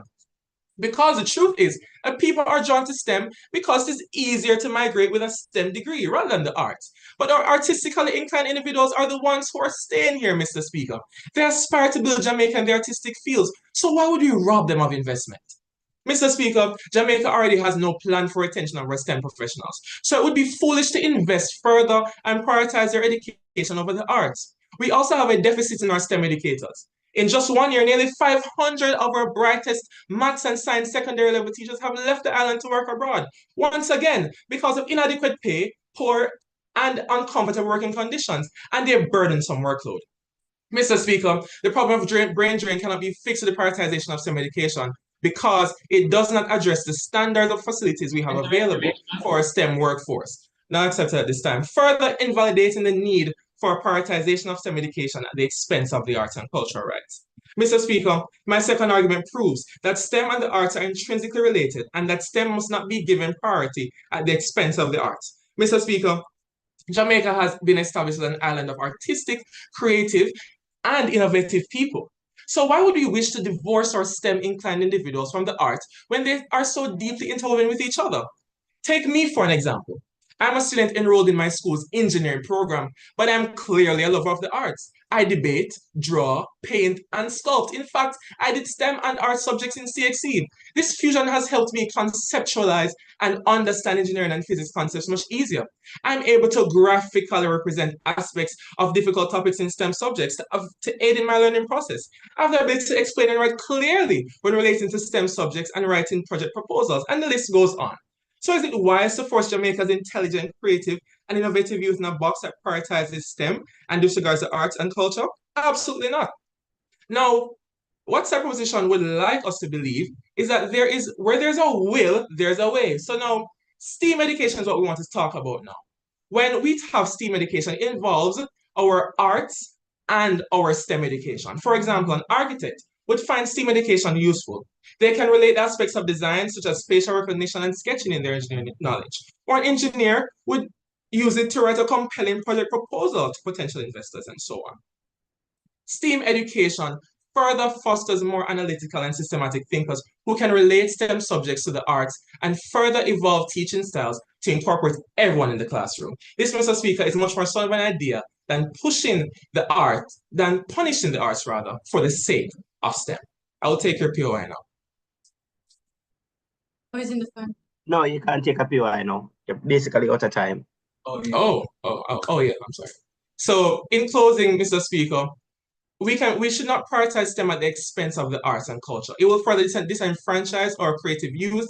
It will not solve brain drain, neither will it achieve the intended goals set out by side proposition. The opposition rests momentarily. All right, so we thank the opposition leader for opening the debate on their side of the house, and we ask that Herbert Morris send the names of their speakers and the others in which they'll be speaking in the chat, whilst we go back to Campion College for the continuation of their case as we make welcome the second speaker here.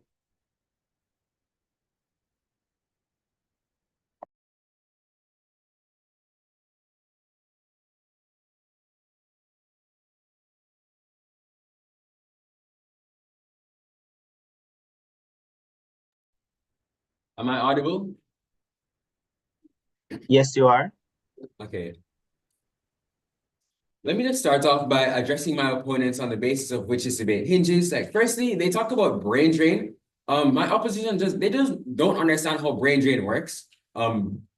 They haven't explained to us how an investment in STEM education directly leads to people flocking in droves to leave the country. They haven't mechanized that substantially. But even then, even if we concede that they're correct, brain drain is still beneficial in some ways because we get remittances, new ideas and philosophies, and even brain gain when these individuals return to Jamaica. Also, we outline in our model that we also invest in employment and research opportunities for STEM students, which will reduce brain drain, and they have not, it will reduce brain drain and incentivize them to stay in their country, develop their skills, and also use their skills to contribute to nation building. And opposition just did not engage with this. They completely ignored it. It went in one ear and out the other.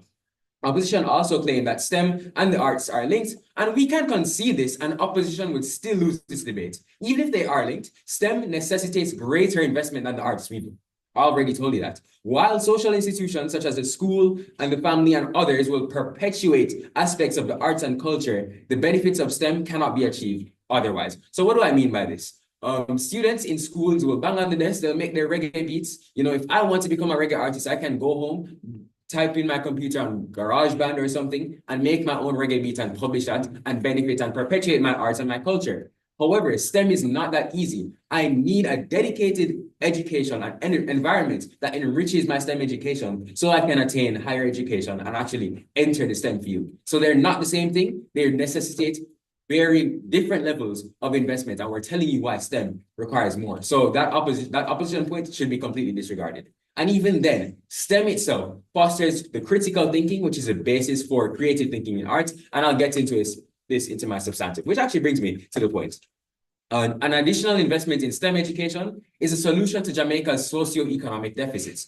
Right, so a few points of context. Though there are no legal or religious limitations on social standing in Jamaica, like a caste system, for example, it's incredibly difficult for most Jamaicans to elevate themselves out of poverty due to a lack of employment opportunities. According to Statin, as of April 2024, 4.2% of the labor force was unemployed, well, based on the labor force survey, and the youth unemployment rate in Jamaica is 14.8%, a number which is expected to grow.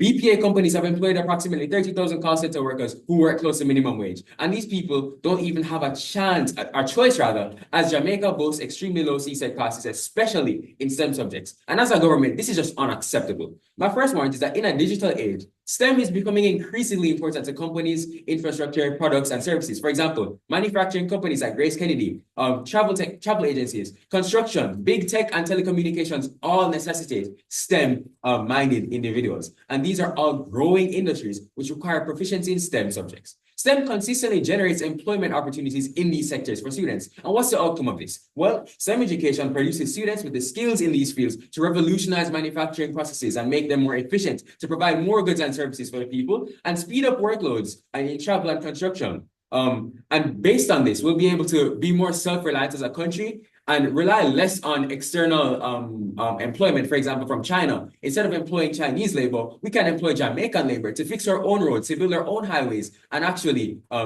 elevate ourselves as a country. And my second point is that STEM is paramount for taking developing countries to the next level. Jamaica at present has poor infrastructure, poor drainage resulting in flooding, long and drawn out power outages and water lockups, long wait times at hospitals due to understaffing, and the list goes on. However, STEM programs, they provide individuals with the skills needed to actually revolutionize these industries. The outcome of this is that Jamaica will have individuals with the necessary skills in science and engineering to partake in urban planning, design roads, buildings, and other infrastructure that Jamaica needs.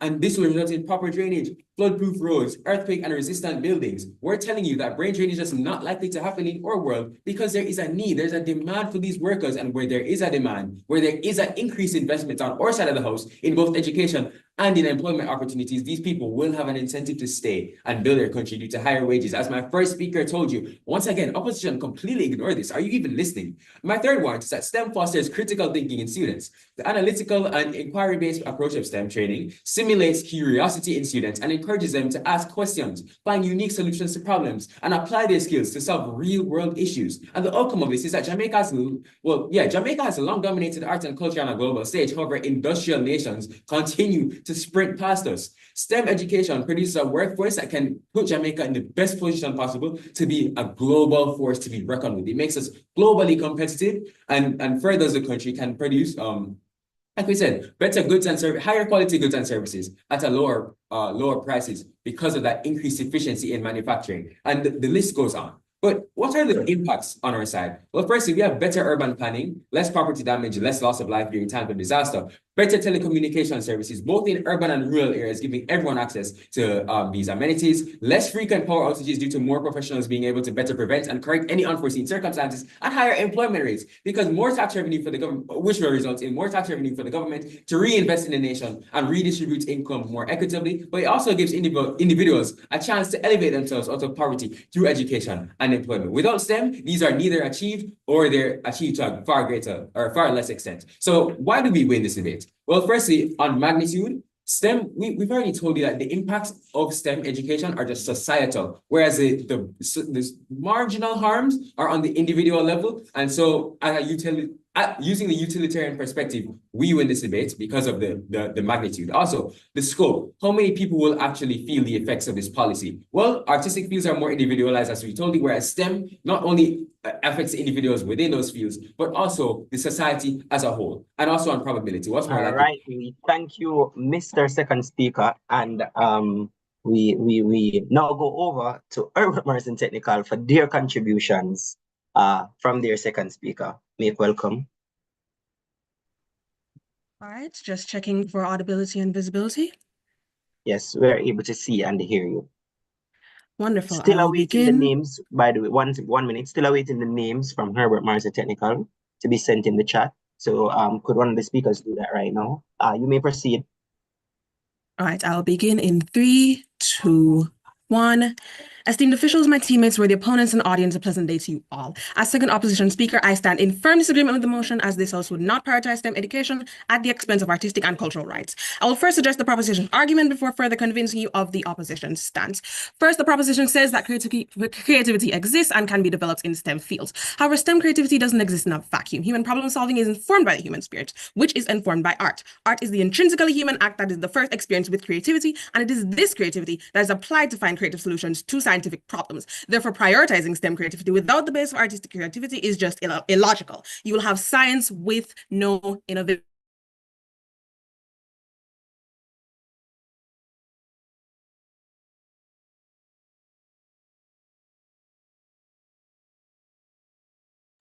All right, the speaker seems to be having some technical difficulties. I'll pause the time and allow her a minute to regroup.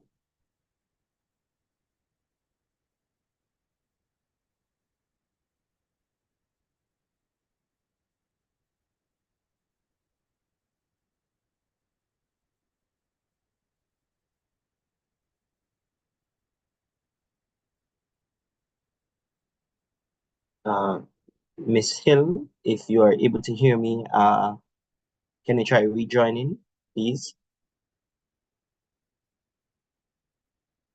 All right, so she has left. We're assuming that she's going to be rejoining us shortly.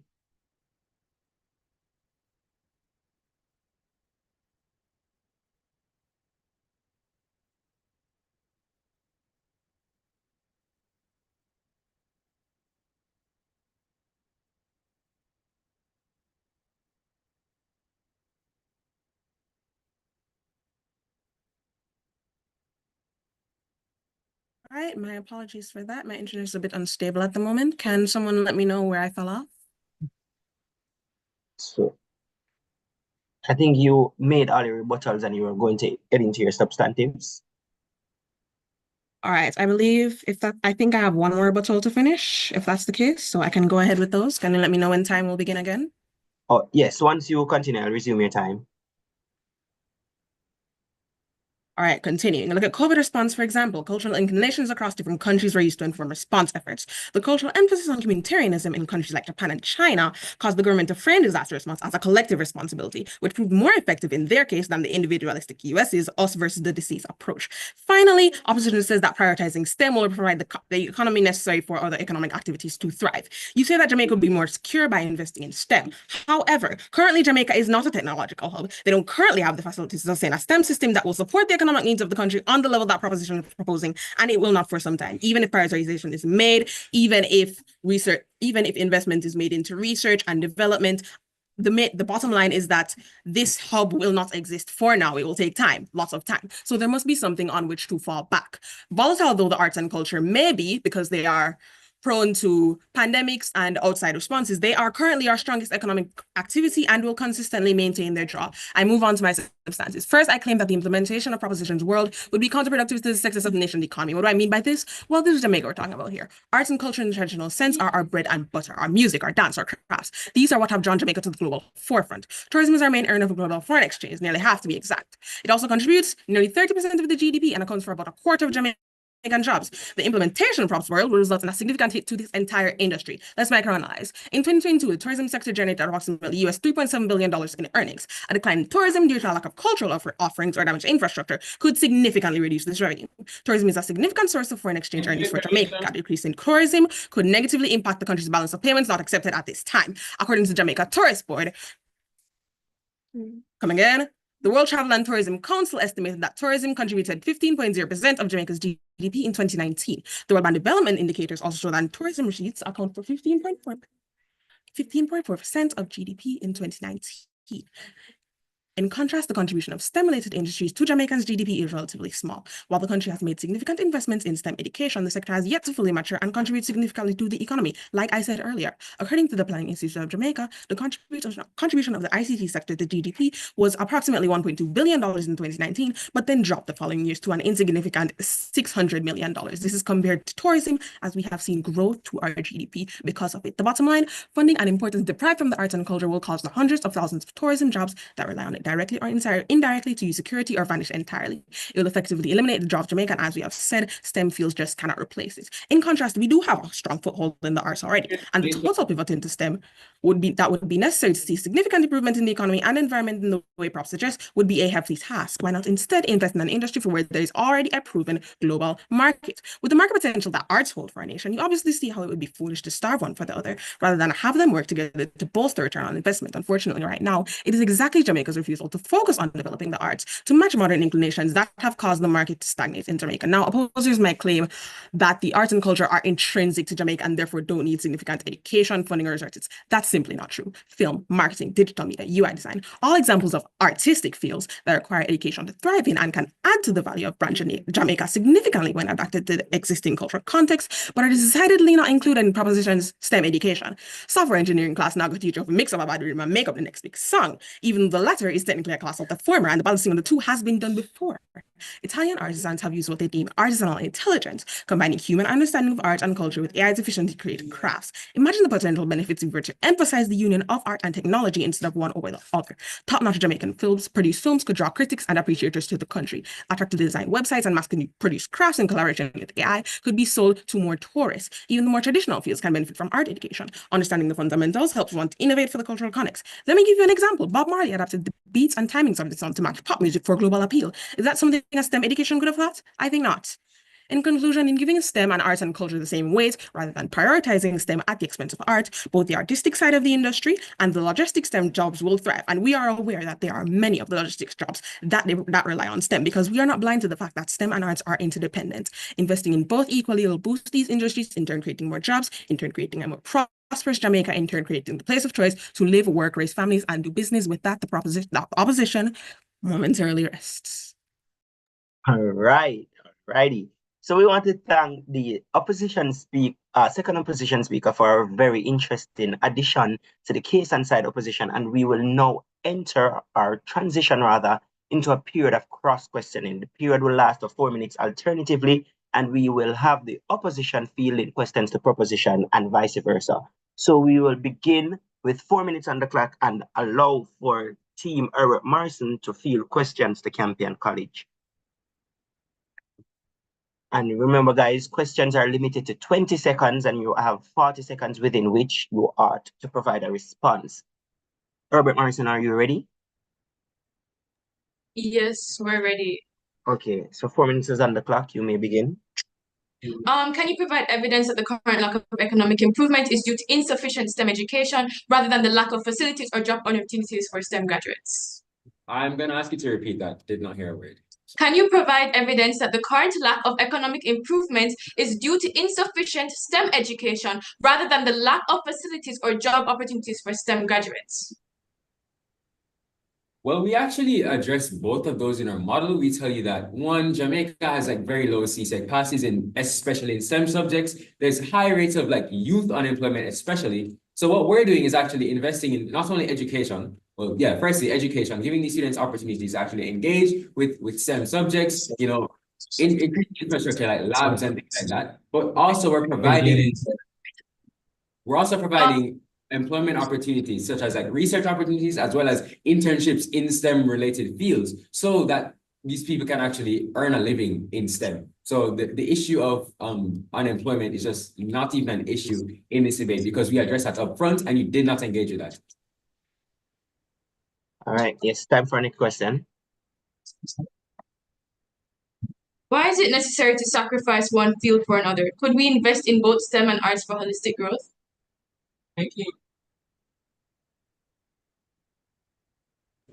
Okay, so you guys don't seem to know what opportunity cost is. We're not in a perfect world and we don't have infinite resources. So when we make these decisions, we need to sacrifice one for the other. Now, why should we sacrifice arts for STEM? Well, we already told you up front that like STEM necessitates like more investments than arts. Like I explained that in my speech. Abraham explained that in his speech. STEM requires that financing, that investment in teachers, that investment in training, the investment in infrastructure for STEM. Whereas arts is largely funded by the private sector and not the government. And that's also something that you guys mischaracterize. Things like tourism funded All largely. right, so it's time for our next question. How would you address replacing the art-based jobs that STEM utilizes in their field, such as marketing, publishing, and design? How would you establish that human element with STEM products in order to encourage public activity?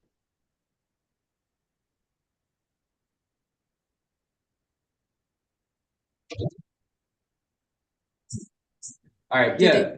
We're not even going to concede that there's a need to replace them. These jobs will still exist because in our model, there is no law that's we're not getting rid of these jobs completely. We're just removing some funding. So what we're actually doing is we're leaving it to the private sector to focus on these because that's not a mandate of the government. So the private sector can invest in these individuals and we'll still benefit from all of those skills. We told you that and you still haven't engaged with it. But also, moreover, even if the private sector fails to do that, social institutions will. Schools, the family, other institutions will just necessitate the perpetuation of Jamaica's art and culture. And these individuals, they don't need as much investment to actually engage in their passions for art and graphic design and things of that nature. How do you justify allocate?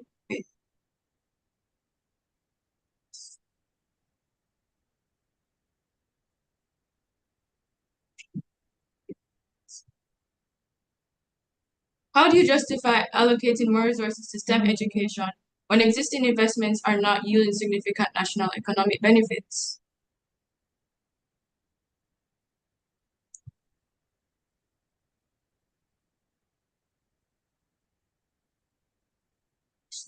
Okay, so really and truly, that's the whole reason why we're investing more in first place. It's not like we're just blindly investing money into the STEM sector. As we stated in our model, we have specific areas that we'll be targeting. We'll be targeting, for example, teachers' wages, probably teachers' wages, as I said, to improve the quality of teachers as a whole, to ensure that this does work. We are implementing new ways that we're not really seeing in status quo at the moment to ensure that there will be benefits and there will be a way moving forward with our policy and with our world as a whole. Right, and that is the end of the first 4 minutes. We will now switch over to campaign fielding questions to Herbert Morrison Technical. Your 4 minutes begins after you, when you're ready. All right, so I made a part of your speech. Is it on Wi-Fi? Hello? Okay. Hello. Oh yeah, so we're basically saying Yeah, we're here now. can hear you We're here now. now. Okay. Okay, we're saying that a major part of your speech, you were basically saying Jamaica's reliance on the tourism sector, saying that it makes up 30% of our GDP and so forth. Do you not think that would be fair? Do you not think it's a good thing that through prioritization of STEM areas, we diversify Jamaica's economy? So we don't have that same reliance on them? In fact, when we speak about STEM, particularly in our speech, we like to integrate STEM and the arts. Now, as we said, they're interdependent and they work very well together. I gave many examples in my speech. our industries depend on the arts as well. So it makes no sense if we're going to look at the motion. It makes no sense for us to believe that if we're going to prioritize STEM education, that the arts must feel the pinch, because how then will certain industries thrive? Remember, Jamaica is known for the arts. Jamaica was built on the arts. So why would we throw that away and divorce it when we could integrate it? Yeah, I'm glad that you mentioned that Jamaica is known for the arts, because we already told you that social institutions and the private sector in Jamaica will perpetuate the arts, and you guys haven't engaged with this. Can you just like explain your response? You cannot solely depend on the private sector of Jamaica, because most Jamaicans cannot afford to pay to go to Edna or to pay to go to a private high school. Most Jamaicans are in our public sector, and that would create a class division, as we saw in the UK austerity measures on arts cuts of 2010, where we saw a cultural divide as fewer children from working class families had those opportunities. It's not fair to rob the lower class of opportunities that the upper class can have, because it's harder. Oh my God. Hello? Yeah, we're still hearing you. Still with us. Okay. And because of that, right, in private industries, and even in the private schools we have today, most of them are not catered towards the arts. We only have Edna Manley College, which is not really enough, because in order to get to Edna Manley College, you need a secondary education, and most Jamaicans cannot afford to be sending their children to private high schools that offer the same arts, when they could have a better opportunity to get it through the public sector. Do we have time for one more question? Oh, yes, you do have time. Continue. Okay, all right. Yeah, thank you for that line of argument. I just want to raise to you guys that more individuals look to STEM than the arts, or more low-income earners look to STEM than the arts as a means of social mobility and to elevate themselves from poverty. How do you guys treat with these people who don't have that increased investment on your side of the house? I would argue that that is directly because of the current government's prioritization of STEM. We already see how Jamaica has been declared a STEM island. We see how a lot of money has been invested into STEM schools and into STEM organizations and into STEM programs. So that is directly as a result of the society's perpetuation of STEM as the only means of achieving social mobility. In the world that we propose, where STEM and art are balanced, we will use STEM to increase the value of the arts. We will use STEM to increase the potential for social mobility in the arts, and therefore use it as a viable alternative to STEM for those who don't have the inclination or those who will find it difficult to gain the experience. All right, and with that, we've come to the end of the second period of cross-questioning. We will pause for 1 minute to allow for the final touches to be added to the reply speeches, and then we will proceed with the reply speaker from side opposition, that is Herbert Morrison Technical. And the 1 minute commences right about now.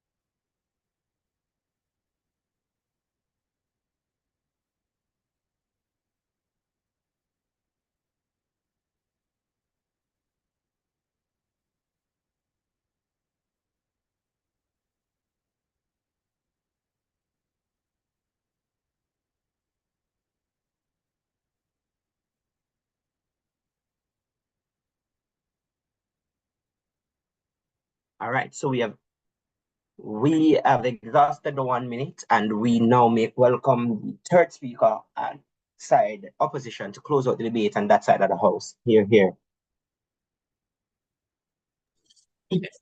Mr. Speaker, Mr. Speaker, we have won this debate because the proposition is utilizing a redundant solution.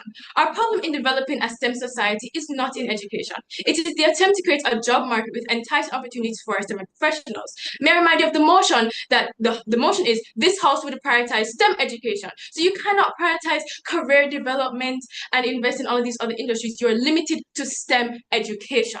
At best, the proposition failed to connect how STEM education is currently directly leading to economic growth and development.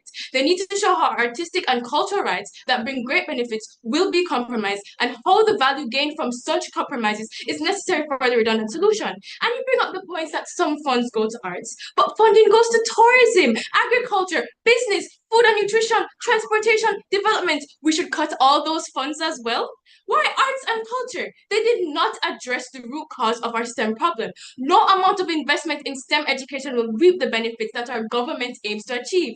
It's like pouring water into a bucket full of holes. Prioritizing STEM further at the expense of arts would harm Jamaica's cultural identity and creative industries, which are critical to tourism and global recognition. Arts and STEM must coexist as they drive innovation and holistic growth. Neglecting the arts would lead to the diminished cultural heritage, stifle creativity, and fail to address the root challenges in the STEM workforce. The opposition claims that they're not completely denying the art industry by prioritizing the private sector. Majority of Jamaicans are enrolled in the publication education system, and we really only have one private institution dedicated directly to the arts, Edna Manley, which is still costly for the average Jamaican. And in order to get into these institutions, they will need prior education at a secondary level, and they cannot afford the constant funding in order to attend private high schools. All Jamaicans should have the freedom to learn and develop their interests, and not to create a divide in the arts and limit arts just for the upper class society. You also mentioned how STEM drives the growth of the economy. Look at countries like South Korea, where the government invested millions into the music and film industry, globalizing K-pop and K-dramas, which generate billions for the nation. And Jamaica is already a society built on arts and culture that is already acclaimed internationally. So wouldn't it be easier to monetize our arts and culture over STEM since we have more foundation in those industries? Even if you attempt to build that ideal economy and STEM society, who is helping you to make the connection to the people? Who is behind the marketing for those new STEM advertisements? Who is editing and publishing your STEM textbooks? Who is using their skills in language and arts to train and make AIs more appealing? Who is behind all the new architecture? Artists, creatives. And with the already struggling art industry, you want to rob artists of opportunities that your STEM economy depends on? Furthermore, if STEM education is built on the economy of Jamaica, if STEM education builds the economy, Jamaica would have fire. Furthermore, if STEM education built the economy, Jamaica would have flying cars by now. We already prioritize and invest heavily into STEM, and we are not seeing any noteworthy results because the problem is not the education. It is keeping the STEM graduates. It is keeping them in our nation. And then we bring up the point on brain drain. The problem with STEM, I reiterate, is not the education. We already prioritize them. The problem is the facilities. As someone getting your bachelor's in family medicine in Jamaica, where do you go after that? The community health center, the underfunded health facilities, and you don't have enough money to open your private practice. So you'd rather go somewhere that offers more opportunities in medicine and pays well. Instead of solely focusing on education, focus on the facilities and job opportunities. We're producing enough doctors. And you mentioned targeting the struggling youth of Jamaica, and you mentioned that STEM helps them to go up through the classes and earn more money. But in a sense, there are not enough facilities in Jamaica to do so. So even if you produce all of those STEM people, teach them how to become good STEM workers, good doctors, they don't have anywhere to go. Okay.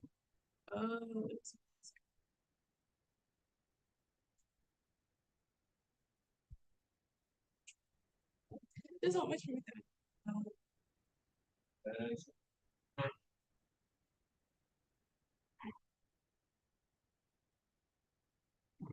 The opposition rests.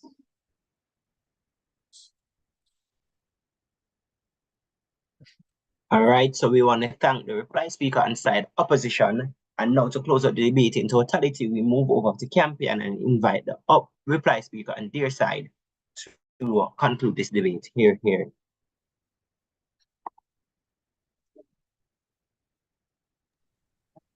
All right, mic check. Can you hear me clearly? Yes, we're hearing you. All right. Good afternoon, judges, fellow teammates, the audience, and my faithful opponents. I stand before you all today as a proposition reply speaker with the task of refuting the claims made by the opposition and making them realize their errors. This house would prioritize STEM education at the expense of artistic and cultural rights. While the opposition raises valid concerns about the importance of arts and culture, we firmly believe that prioritizing STEM education is crucial for the future of our society. Let's address their points one by one and highlight how the arts can thrive even without public influence or help. For one, with regards to creative industries, the global art market has shown resilience and growth. Even during economic downturns, this demonstrates that the arts can sustain themselves through private investment and market dynamics. There are a multitude of privately owned art institutions in Jamaica who are able to survive on their own without failing due to a lack of public funding.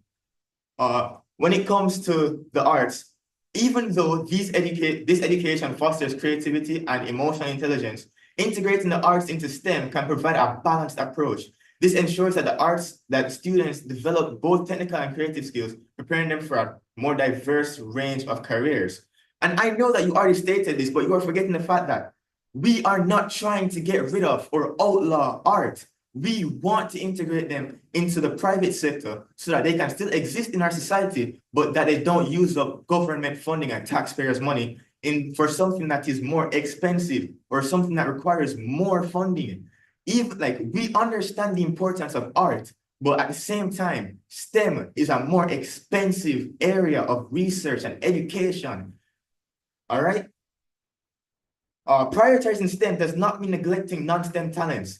Private scholarships, grants, and sponsorships can support students in the arts.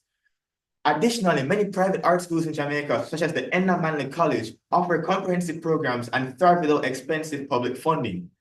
You have said that there are people who are unable to afford this tuition to go to Enna Manley College, to go to Enna Manley School. But you are forgetting what my second speaker said earlier. There's nothing stopping somebody who's truly passionate about the arts to go on their own to try and paint something, to look upon YouTube, to try and make a beat for themselves, to try and make a rhythm, just so that they can fulfill and pursue their dream. In addition, private institutions can provide scholarships and financial aid to ensure the arts education remains accessible to all students, regardless of their background. The integration of arts and STEM fosters innovation and creativity. By prioritizing STEM, we can still support the arts through interdisciplinary programs that encourage creative problem solving. STEM advancements often enhance artistic cultural activities. For example, digital media and technology have revolutionized the arts, making them more accessible and engaging. But guess what? That is using technology built by people who have invested time and money in STEM. People who have gotten a STEM education, people who have been rewarded with scholarships to research STEM. They made these programs, they made these computers that you are using to create this digital media, this marketing, all this stuff that you guys need. It's on the basis of STEM. We understand that art can be used to enhance STEM, and STEM is the backbone of what you guys use for art.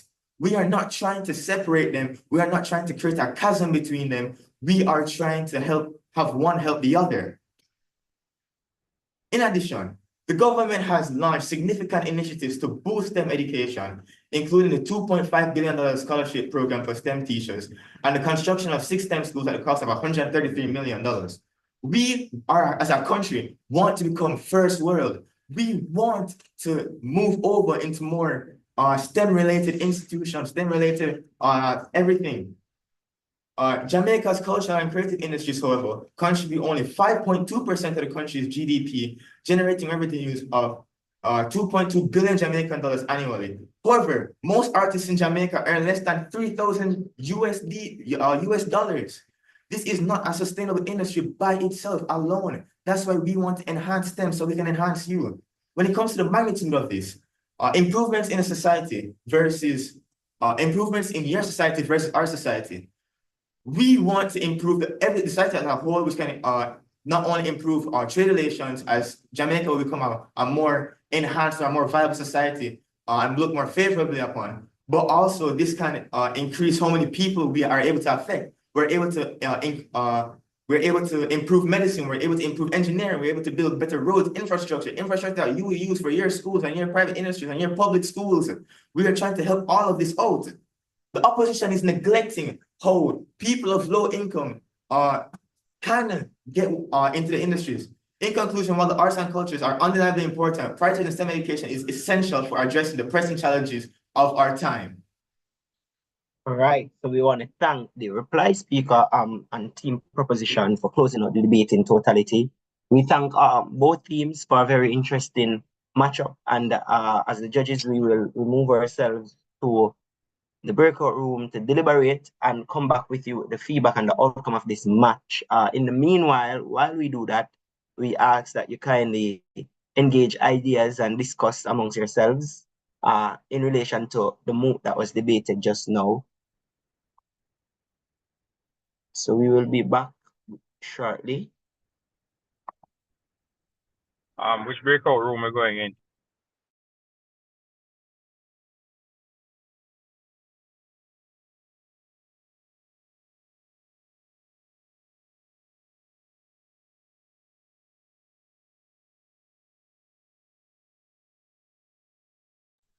Hi guys.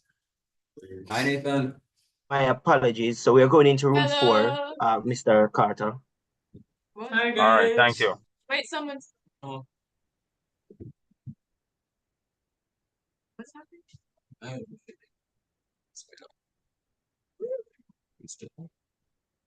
Oh.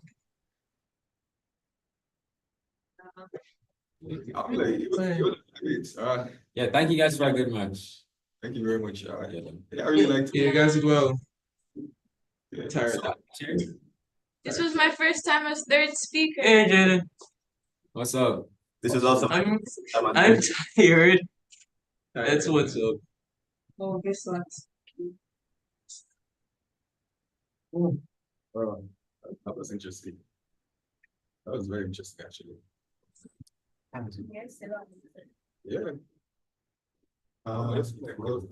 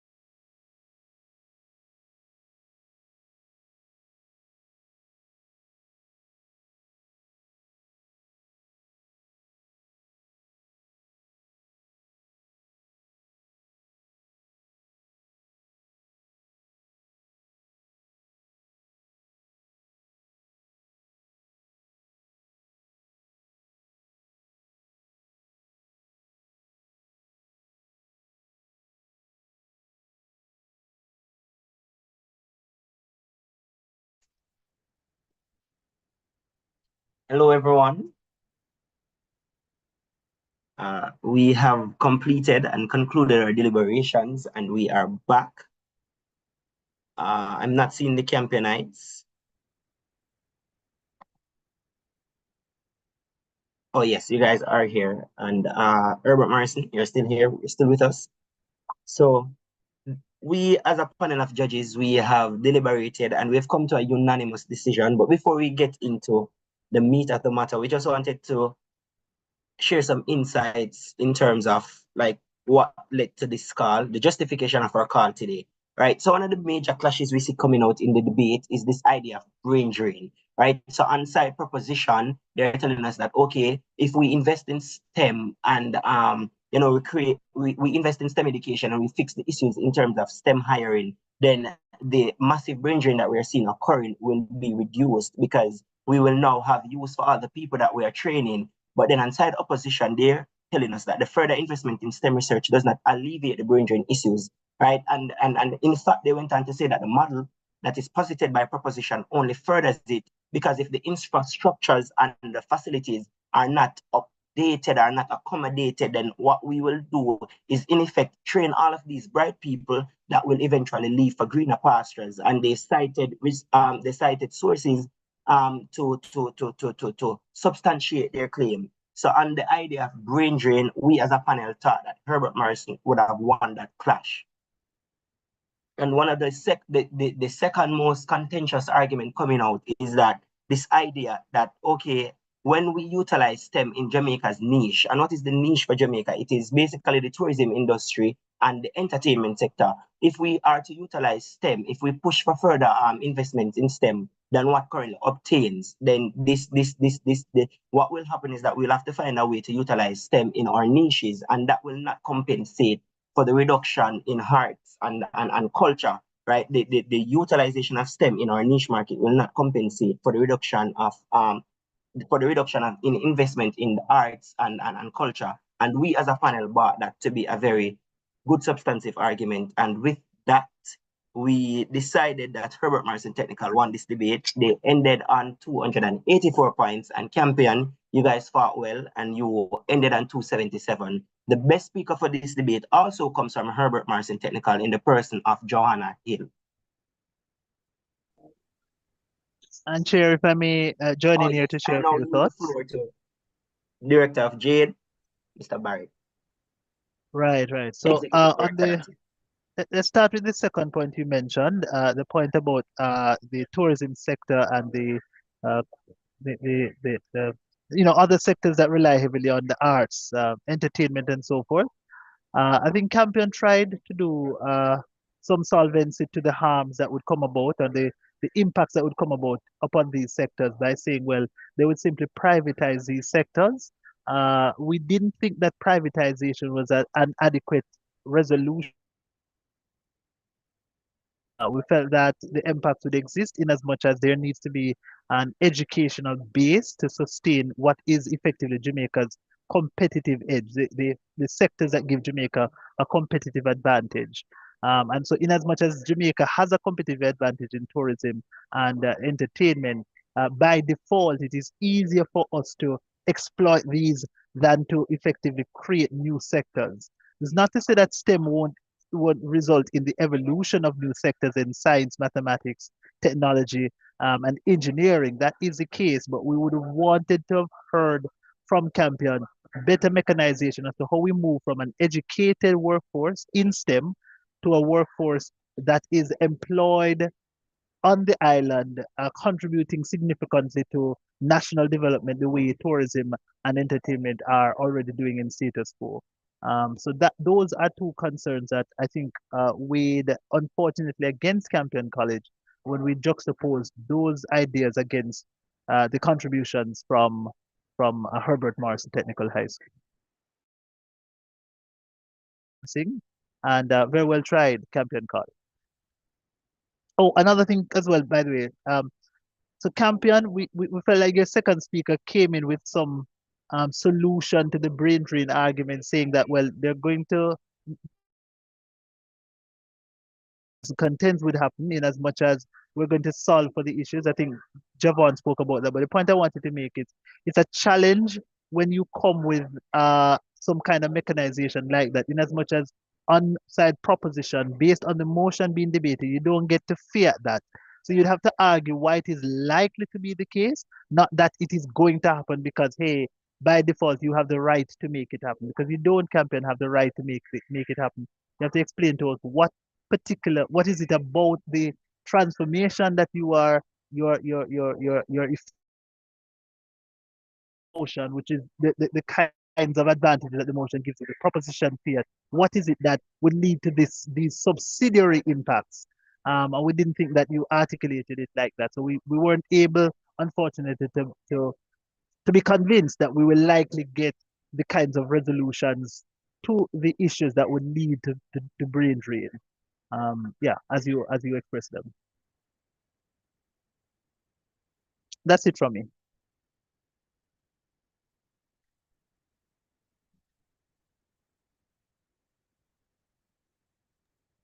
Yeah, All right, good man. so Yeah. again, we want to thank both teams for your participation in this match, and we wish Albert Morrison all the best as they continue throughout this competition. And again, very well played to the team from Campion College, I should say. Good match, guys. It was fun. It was interesting. Yeah. It was a good match. Very well played. Yeah. Very well done, guys. Yeah.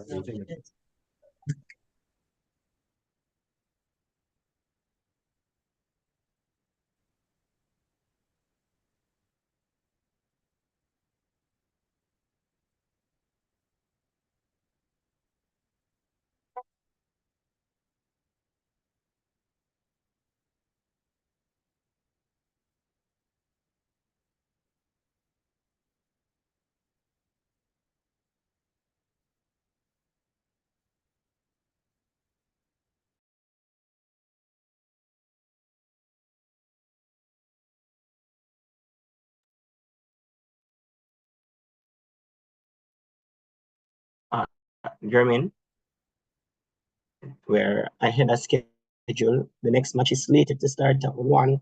It's now 12:32.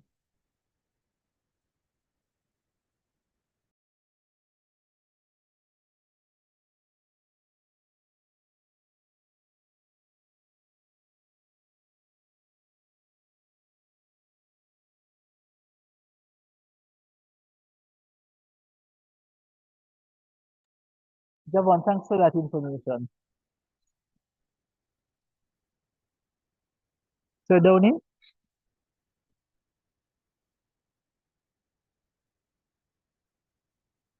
Yeah, Jermaine, go ahead.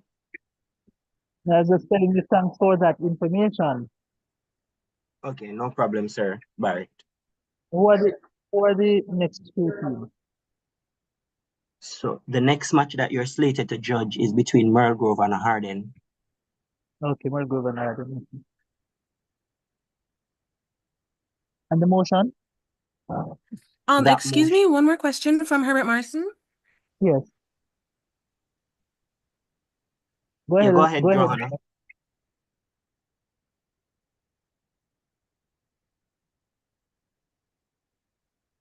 Hello. One more question from Herbert Yeah, Marson. go ahead with the question. Yes, go ahead. Oh, right. I would just like to know the speaker points, the breakdown of the speaker points for each speaker. Javon, you have that? Yes, I do. So Nathan, as the first speaker, got 78. You in your capacity as second speaker got 81, and Nalia got 76. And for Campion? Oh, Jermaine, are we allowed to tell him the scores of their Yes, opponents? I was just wondering if you're allowed to disclose. Yes, yeah. Yes, you are. Okay, so the first speaker got 76. That's Mr. Wah. The second speaker got 78, and the reply speaker got 75. All right, thanks so much for that information, and thank you again for the opportunity. Welcome. You also edged Campion in terms of the cross questioning section. Yeah. You got Okay, 17 thank you. out of 20 for the questions, and was it 32, Javon? Yes, it was 32 for their responses. 32 Both teams out got of 32. 40 for the response. Yeah. Okay. All right. Thanks again. Yeah, You're you're welcome. welcome.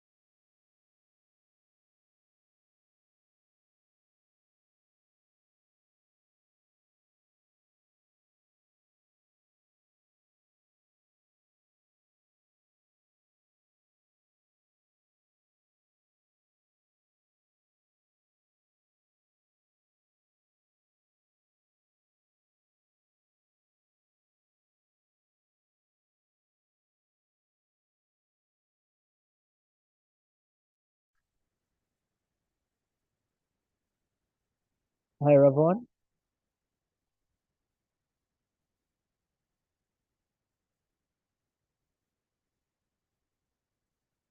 German, who are you Ravon? calling for, Ravon or Javon?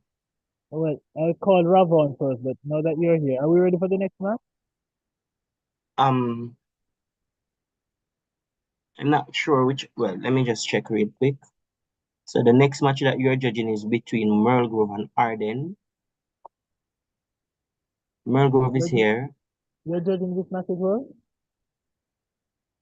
Yeah, I think there should be a switch with me and Shavar. Okay.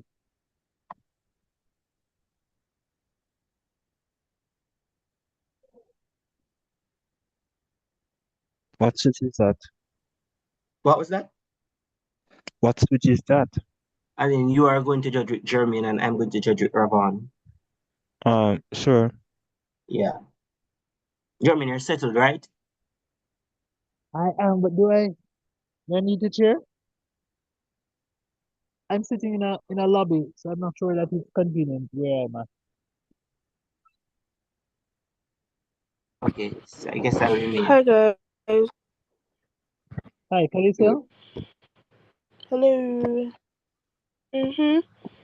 Hi, you're here to do the Are you case? guys hearing me? Yes. Is the St. Jacob match happening in this room or the next one?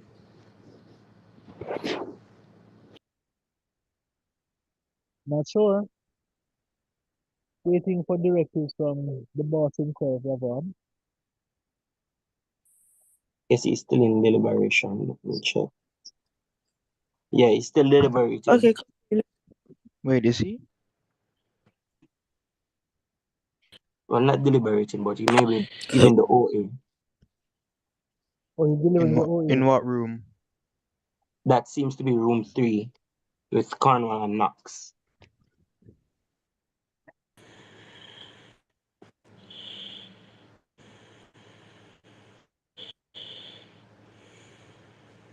Hi everyone, good evening. Good evening, Sunny. Good afternoon, rather. Oh, sorry, afternoon. Hi, everyone. Good afternoon. Good Welcome, afternoon. Ravon. Welcome. Yes, thank you, guys. We are on time, on schedule. That makes me very happy. So, do we have team St. Diego High School and Titchfield High School with us? St. Diego is present. Wonderful. Hi, Kiona. Glad to have you. St. Diego, the entire St. Diego team is present. That's good. And do we have team Titchfield High School with us? Titchfield is present as well. Wonderful. Welcome, Titchfield. Titchfield, I heard that you did a spectacular, you made a spectacular showing in your previous match, and you Oh, were yes, awarded. they did. Yes, you were I can awarded the attest to that. wild card. Yes. Wild cards are not handed out,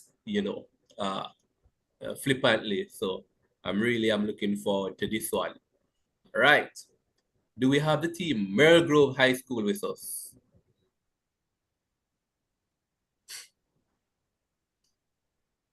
Yes, we're here. Hello. Wonderful. Hi, Merle Grove, another Titan debating team, and they'll be going up against our other wildcard team, Arden High School. Arden, are you here?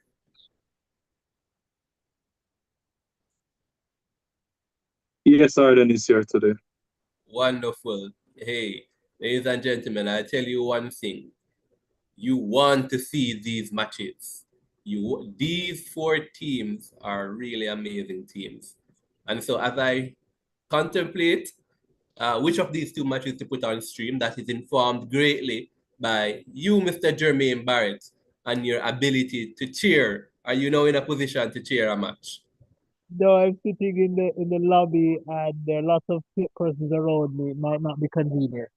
Okay, which means that Around the match that will be on stream will see San Diego High School going up against Titchfield High School. San Diego High School going up against Titchfield High School. All right. And my panel for this round, Jermaine is not in a position to cheer. So that No, means not that in my opposition panel, speaker. right, my panel for this one will see myself, Shavar, and Downey. Yes. Myself, Shavar, and Downey. And your panel, Jermaine, for the team Merle Grove High School versus Arden High School will consist of yourself, Talicia, and Sonique. Okay. You give me both the lovely ladies. I don't mind. Ah, there you go, Jermaine. There you go. Right. And we're judging. No, we're judging in the breakout room, right? Room 3. Yes, in room 3. Hold You on. send us there. Should we go there? Absolutely. Downey, are you still available to cheer? Sharing the match with you. A match, any match at all. Are you available to cheer? Well, I'm here. Wonderful. So there's a slight reconfiguration to the panel, Jermaine. So it's going to be you, Sonique, and Downey. Okay. And Downey, you will chair that match. And then with me is Ravon, myself, Shavar, and Calicia. Okay. All right. So You're I'll sharing in know. your room, Ravon? Yes, I'll be sharing in the room, and that will be this room, the live stream. So, Okay. Merle Grove Arden High, you're going to receive a prompt placing you in a room. Thank you.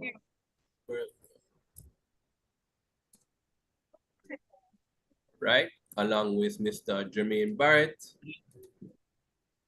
Miss Sonique Martin, and Mr. Javon Downey. Wonderful. So with me are Calicia. Hi, Calicia. Hey, Ravon. Shavar, and myself. Right, so let's get this match underway. San Diego High School and Titchfield High School.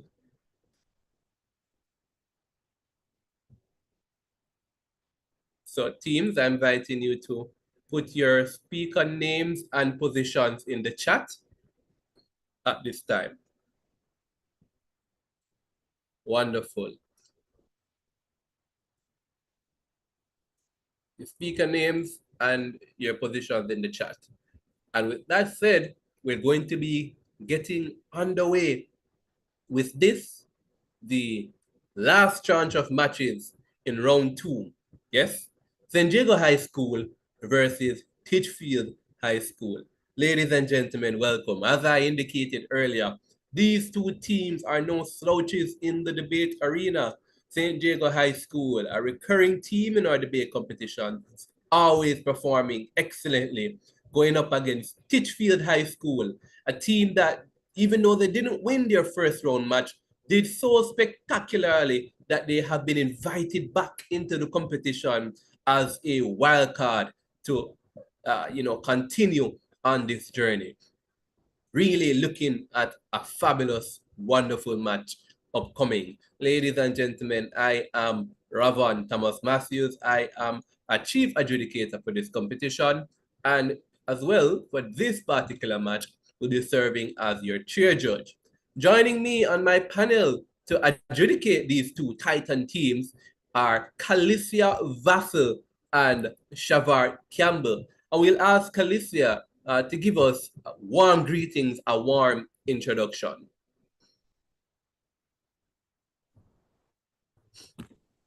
Good afternoon, everybody. As Ravon said, I'm Calicia. I'm looking forward to the debate today between St. Diego and Titchfield. So I'm hoping for an engaging match, and I'm sure that based on the stats that Ravon has just given, you guys will give us nothing less. Good luck. Thank you. Thank you very much, Calicia. And of course, not to be outdone, Mr. Shavar Campbell. All right, so similar to Galicia, I am looking forward to an interesting match from both of you as strong contenders.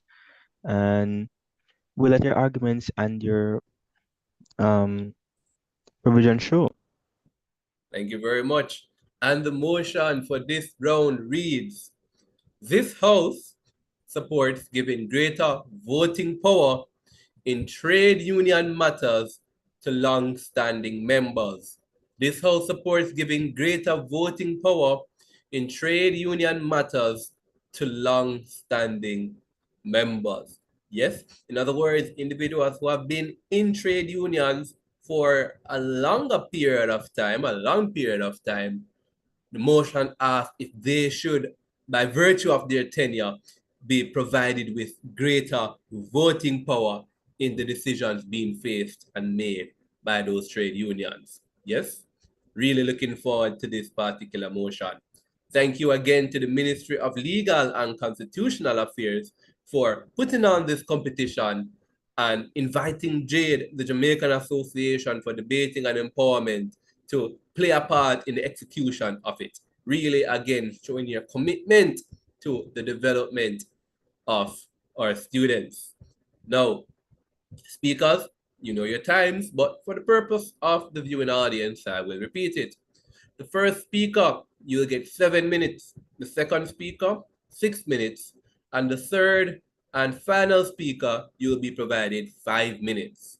The first and last minute of each speech is what we consider protected time. That means that no points of information will be allowed during protected time. Outside of protected time, points of information are absolutely encouraged. Now, with no further delays, we will now commence with this first match between San Diego High School and Titchfield High School, inviting the first speaker from proposition team, San Diego High School, to open this debate. Hello?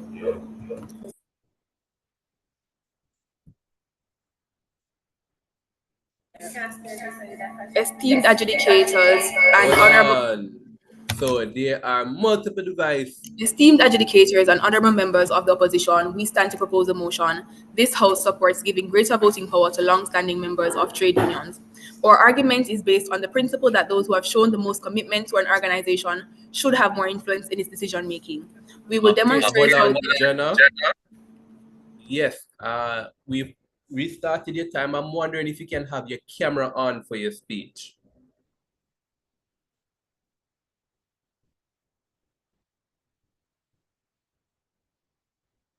Wonderful. There you go, Jenna. All right. I will restarted your time and you can go. Time will start when you do. Esteemed adjudicators and honorable members of the opposition, we stand to propose a motion. This House supports giving greater voting power to long-standing members of trade unions. Our argument is based on the principle that those who have shown the most commitment to an organization should have more influence in its decision-making. We will demonstrate how this approach leads to more informed, fair, and efficient decisions, fostering greater unity and stability within the union, and contrast it with the flaws of the current unweighted voting system. Allow me to clarify the key terms. A trade union is an association of workers whose success depends on member participation and aimed at improving pay, benefits, and working conditions through collective bargaining. Giving greater voting power means granting more influence to members based on their experience, expertise, and tenure. And long-standing members are those who have been actively involved for at least 5 to 7 years, showing deep commitment to the union's mission. We propose a system where voting power is linked to a member's tenure and active participation. Our goal is to show that this model is not only sound in theory, but also more effective and equitable in practice, leading to a more efficient, cohesive, and stable trade union. As the Prime Minister, I will lay the groundwork by establishing a clear connection between commitment and influence. The Deputy Prime Minister will further demonstrate how this meritocratic system benefits the union's holistic growth. Our reply speaker will restate and clarify our stance on the major clashes that will arise throughout the debate. The most committed members of trade unions should be granted greater voting power because this ensures more thoughtful, long-term decision-making.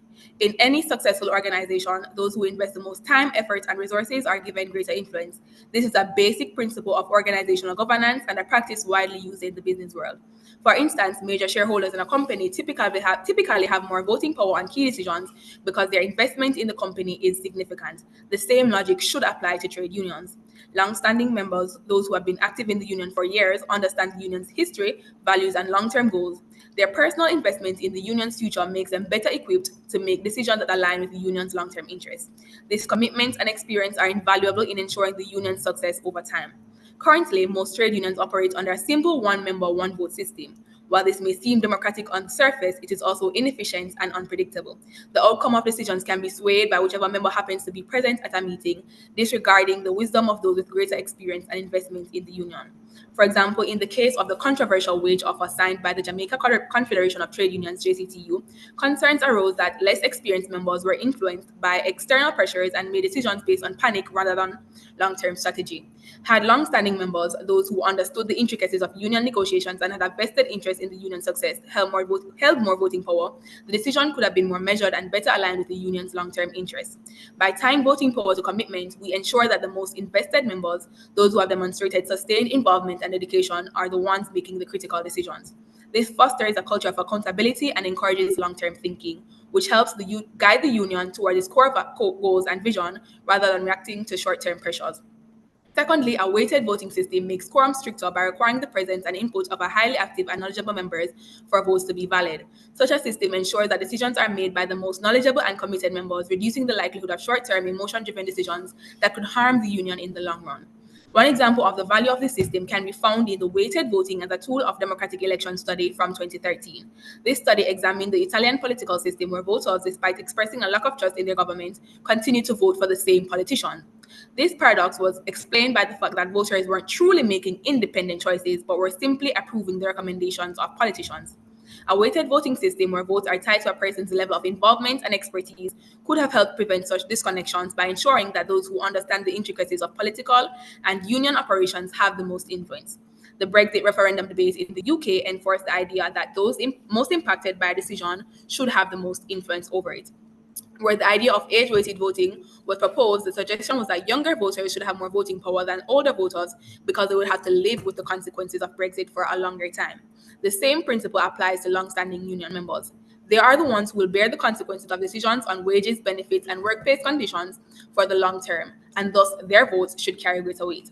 A weighted voting system in trade union ensures that decisions are driven by those with the most knowledge and commitment to the union successes, minimizing the risk of emotional knee-jerk decisions that could damage the union's long-term viability. Furthermore, it raises the level of discourse within the union. Newer members who may not yet have the experience or understanding of the union's core values would be challenged to present more thoughtful, well-reasoned arguments in order to sway the more experienced members. This would create a culture of deeper reflection and analysis, ensuring that decisions serve the best interests of all members, especially the most vulnerable. In conclusion, giving greater voting power to long-standing members is not about disenfranchising others, but about ensuring that decisions made within the union are of the highest quality. It's about creating a decision-making process that reflects the true stakes and values of the union, providing a solid safeguard for those who need it most. This approach makes our democratic processes more fair, more informed, and more protective of the people who rely on the union's work every day. People who are most at risk, the seniors, with certain decisions to be taken provided a better platform to protect themselves. And ultimately, a decision-making system becomes more technical and solid, making democratic processes more fair relative to the context and providing better safeguards to ensure higher quality kinds of education decisions. Thank you. And thank you very much for opening the debate to the first speaker from San Diego High School, Jenna Tomlinson. We now invite the first speaker from Team Titchfield High School to open this debate.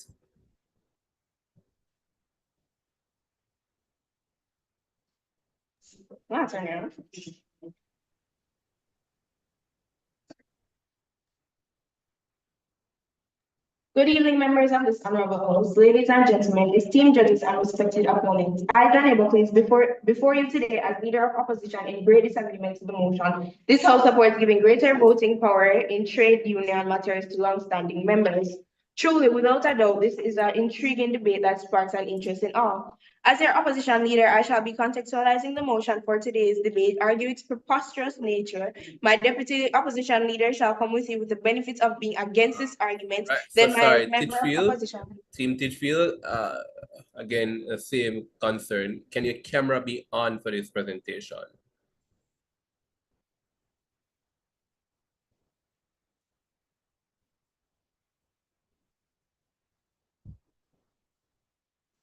I can see your camera on, but I'm seeing an icon that looks like it's telling me that there's a shutter being closed over your computer, like a physical camera shutter.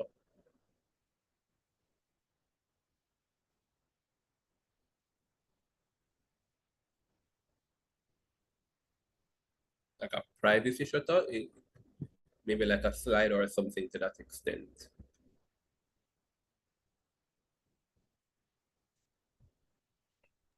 We're switching it on and off and nothing is changing. Oh, that's most unfortunate. All right. So is there like over your webcam, is there a kind of slider that you can move back and forth? Yes, sir. All right. When you open that slider, it still doesn't solve the problem. No, sir. All right. You see where you see video, there's a little arrow there. If you click on that arrow, you should see an option that says something like integrated webcam or something like that.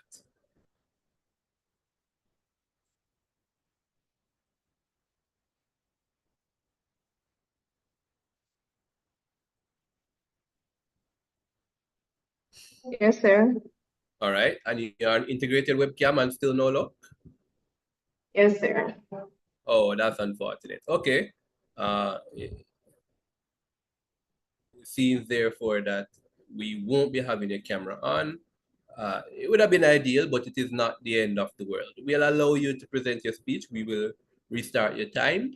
Hopefully, when you're not speaking, that problem can be resolved for your next upcoming speech.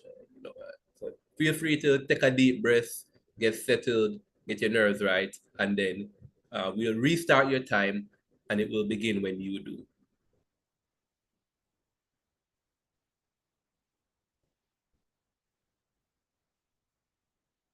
Good evening, members of this honorable house, ladies and gentlemen, esteemed judges and respected opponents. I, Kanebo, is before you today as leader of opposition in great disagreement to the motion. This house supports giving greater voting power in trade union matters to long-standing members.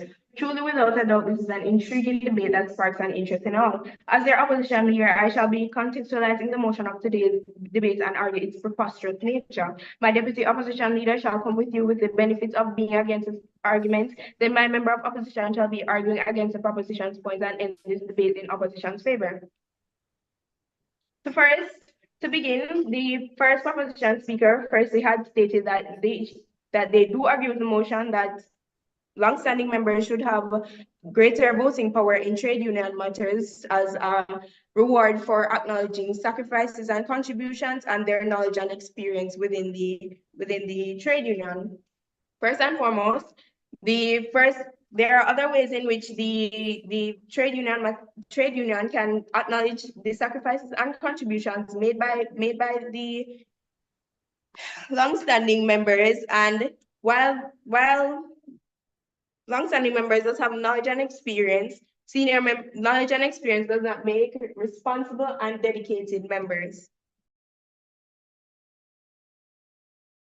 Mr. Speaker, the motion proposed suggests that long-standing members who are individuals who have been a part of a group for a long period of time should have much greater voting power in trade union matters over members who have been in the organization for much lesser period of time.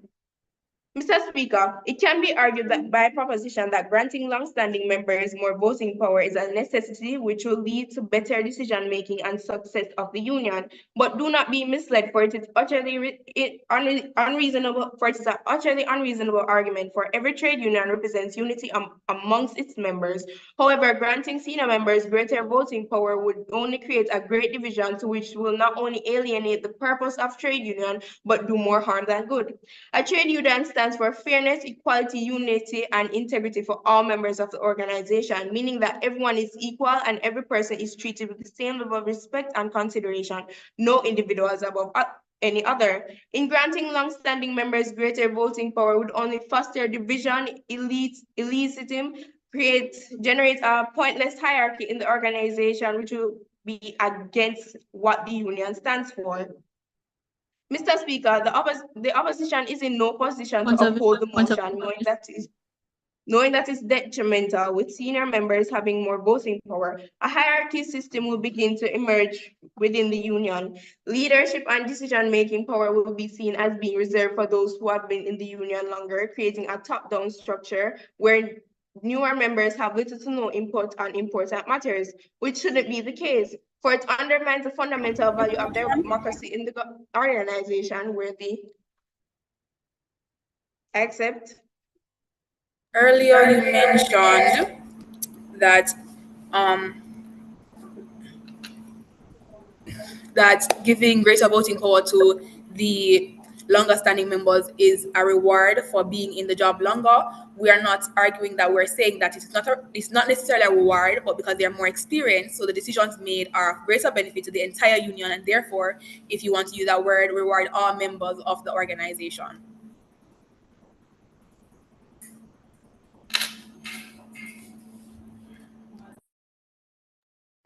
Was that a question? I'm not understanding the question. So a point of information doesn't have to be a question. You can choose to answer or you can move on. Okay.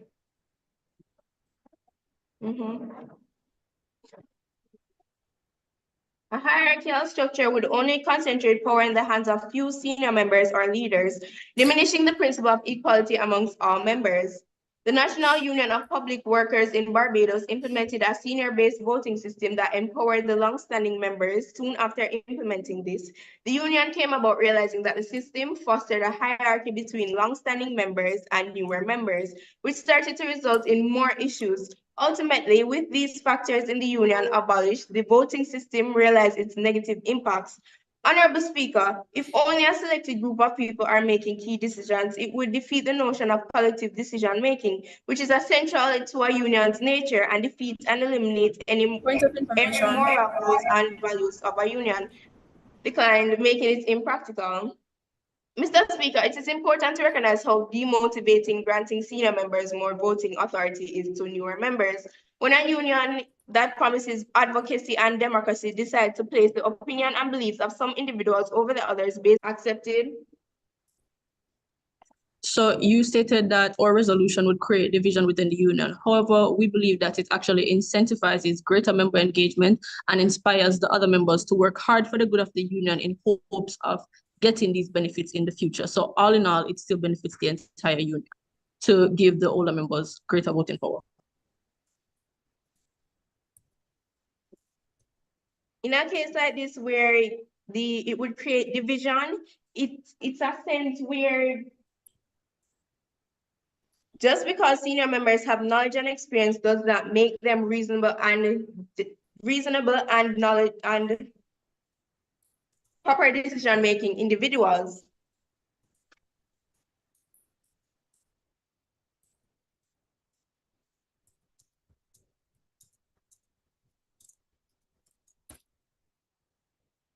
Oh, sorry. In 2017, the BW revised its policy and changed it to foster inclusivity, transparency, and balance, while it's still recognizing the value of input of experienced members and adapting to the aim and promises of a union.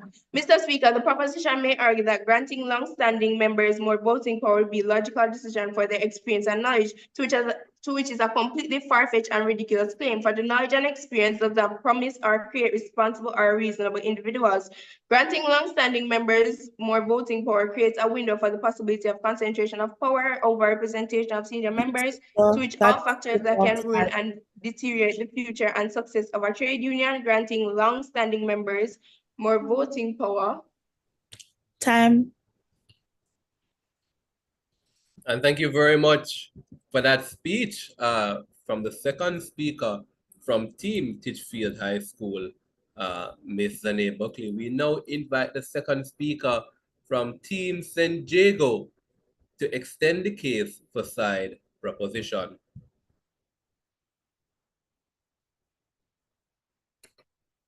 Are you hearing me?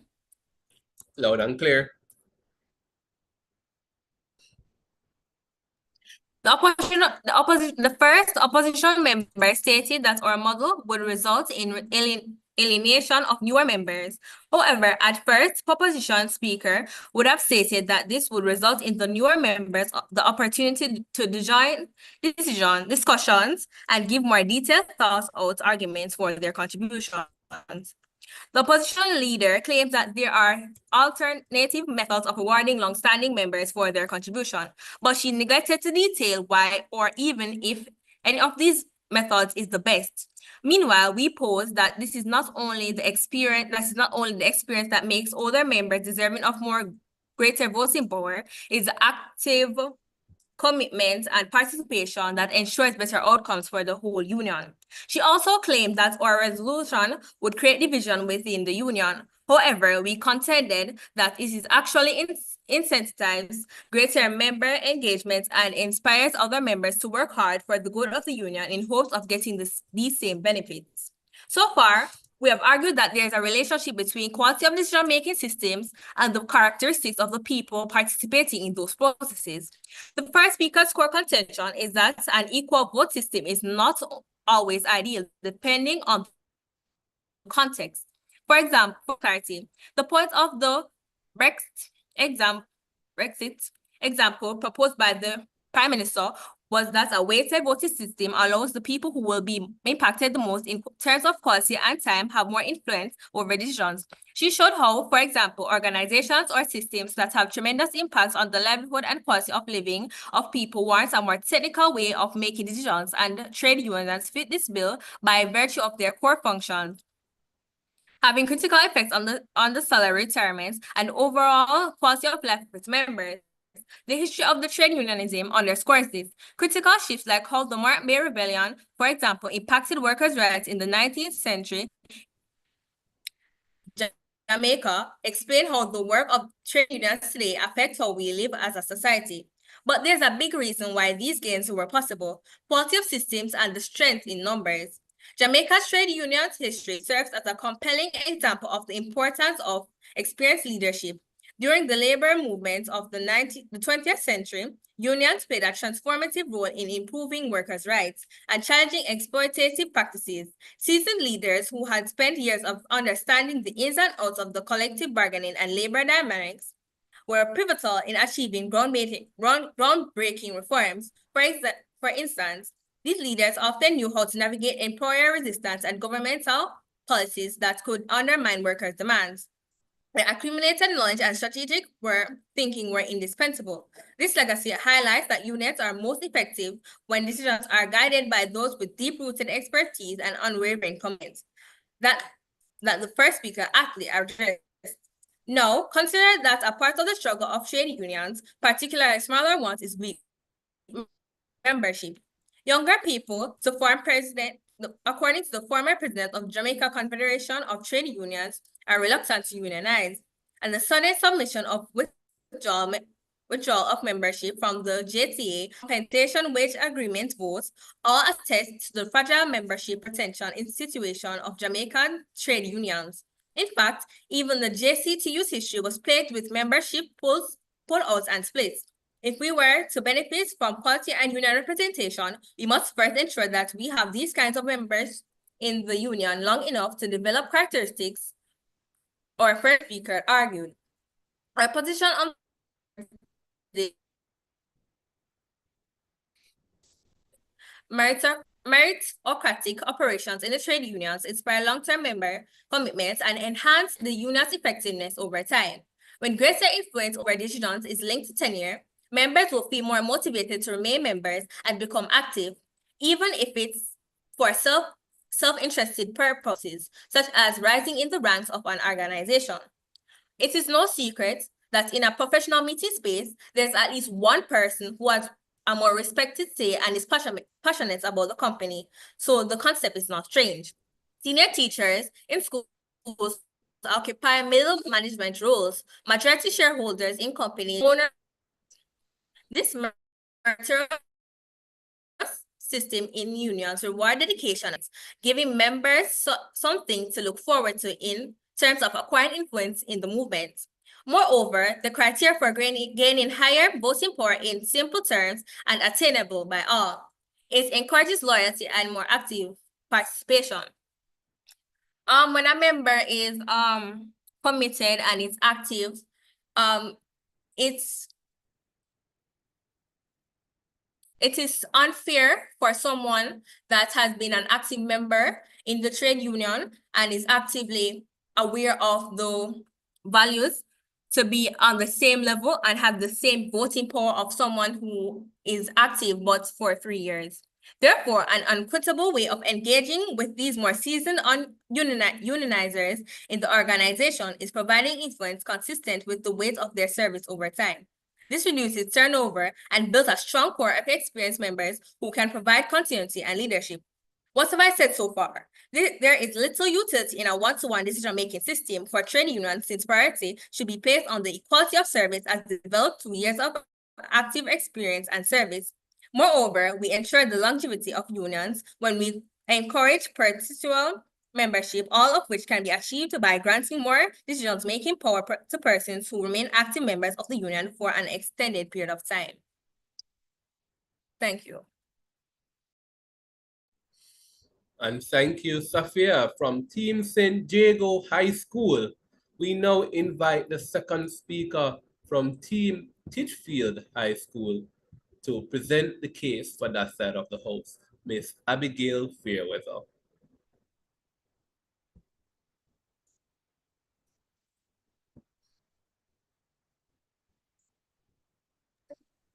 Ladies and gentlemen, esteemed judges, opponents, and my fellow debaters, a pleasant good afternoon to you all. Today, I stand before you to counteract the motion that the majority voting power should be given to long-standing members of a trade union. This principle is not merely a fact of administrative convenience. It tells of fairness, democracy, and progress within our unions, which contradicts the focal objectives of the trade union as an institution itself. The proposition proposed an argument in which granting greater voting to senior members is the best way to reward senior members, which is infactual. The opposition does not neglect the dedication of senior members, but is perpetuous to create and or award individuals with something that is outdated or in other ways. Firstly, let us consider the concept of equality among members. Every member of a trade union contributes to the collective strength of an organization by paying dues and participating in union activities. The contributions made by newer members are just as significant as those long-standing members. Take into consideration the Canadian Union of Public Employees, CUPE. Canada, it is one of the largest trade unions and has implemented reforms over the years to ensure equal voting rights for all members. Originally, local chapters of CUPE practiced seniority-based voting, where long-time members held more influence. However, after recognizing the negative effects of such practices, including member disengagement and internal division, CUPE adopted a more inclusive voting system to encourage broader participation and ensure that decision-making power was no equitability distributed across its membership. Secondly, we must recognize the importance of encouraging fresh perspectives. New members enter unions with diverse experiences and ideas, often bringing fresh energy that can invigorate our collective efforts. In a rapidly changing world, it is essential that our unions adapt and grow. Take into consideration the Transport and General Workers Union, TGWU, of the United Kingdom, which eventually merged into Unite the Union, used a seniority-based voting system in the past, which allowed more experienced members to have a greater influence in union elections and decisions. However, over time, like the points I stated before, the union shifted towards a one member, one vote system, aiming to create a more inclusive environment and prevent older, more established members from dominating decision making. This change was particularly important to encourage newer members to engage in the matters. New voices can challenge the status quo and encourage the union to evolve while remaining relevant and effective. Like our own, Garden City has launched several or even more social learning platforms accepted. So you're claiming that your model, it promotes higher member engagement. However, it is our belief that giving greater voting power to the older members actually promotes member engagement, because in the status quo right now, where the one-to-one vote is the case, we see trade unions like the JTA suffering member disengagement because votes are made and decisions are made that do not reflect the interests of the union as a whole because of this one-to-one system. And as such, we're saying that the more experienced members and the most committed members should make the decisions. Additionally, the acknowledgement of democratic principles is paramount, allowing every union member to vote upholds the very foundation of democracy within our organization. It ensures that decision-making processes are transparent and inclusive. When only long-standing members holding voting power, we risk creating a chasm between different segments of our membership, ultimately leading to the disenfranchisement and disengagement. Every member should feel empowered to vote and influence the trajectory of the union that represents their interests. Moreover, Mr. Speaker, representation is key. The actions and decisions made by a trade union impact all its members, not just a selective few. It is essential that every voice is heard, especially in the election by your representatives and shaping of policies that will affect the entire membership. By allowing equal voting power, we ensure that decisions reflect the will of the broader member base, making our unions more effective advocates for our collective rights and needs. Furthermore, engagement is another critical point to consider. When all members have the opportunity to vote, they are more likely to feel a sense of ownership and investment in the union's activities and outcomes. This increased engagement translates into higher levels of participation, whether in meetings, rallies, or negotiations. An engaged membership is a powerful membership. One can achieve great things together. Furthermore, decision-making is a natural outcome of diverse and inclusive voting pool. When we encompass a wide range of perspectives into our decision-making processes, we're likely to arrive at a well-rounded conclusions that benefit the union as a whole. Diversity is not just a buzzword, my opponent. It is a powerful tool that can lead to a more informed and effective solutions. Lastly, embracing equal voting power enhances the credibility of our unions. A union that practices inclusive voting demonstrates a commitment to democratic values and fairness, which I should restate is the main objective of trade unions on a whole, which resonates not only with its members, but also with the wider community. The credibility that strengthens our positions as representatives and of workers' rights encourages solidarity both internally and externally. A trade union is about unity and integrity, and a trade union is about to improve every worker and granting greater vote support to senior members should focus on relevant issues and create an environment that focuses on moving up and forward and getting the benefits of senior members. In conclusion, allowing all members of a trade union to have equal voting power isn't just a matter of fairness or what is better. It's the strategic necessary that fosters engagement, encourages innovation, upholds democratic principles, and ultimately leads to a better decision-making processes. By embracing inclusivity, we protect the rights of all members, particularly those who are the minority groups, ensuring that everyone has a voice. So my opponents, think about it and let's stand together in the equality, inclusivity, and the future of our unions. Thank you.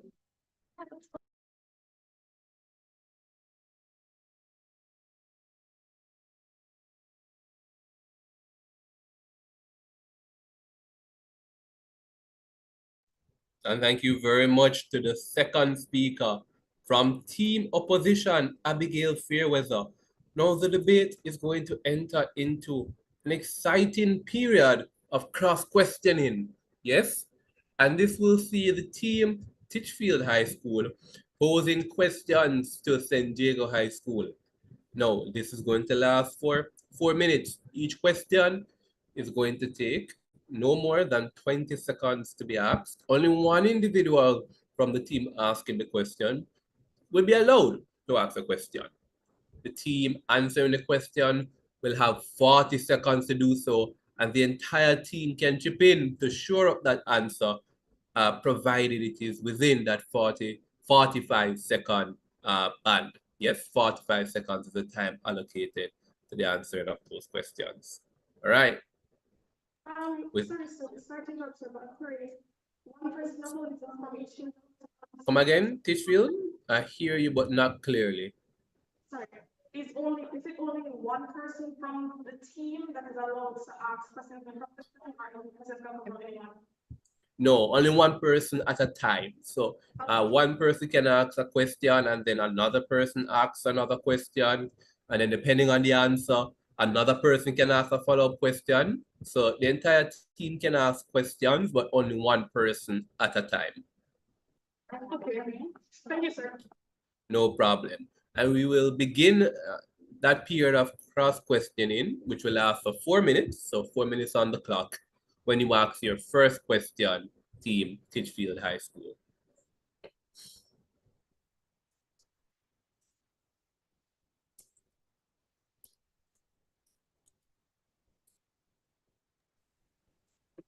Aren't there question for the team proposition, aren't there other ways in which you could acknowledge the sacrifices and contributions of long-standing members that would not have a severe or direct effects on new members, including ways that have already been implemented, such as senior members being allowed to run for executive positions? Could you please repeat the question? We didn't hear.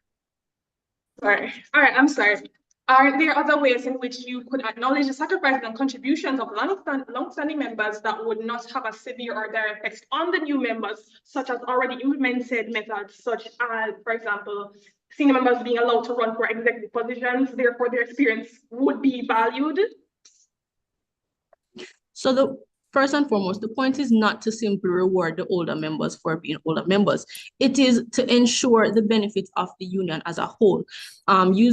Giving the older members greater voting power is simply the means by which this is achieved. And this is so because this doesn't even alienate the younger members or newer members.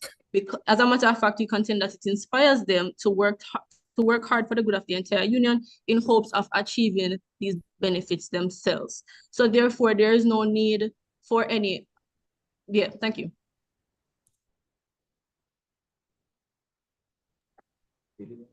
Next question.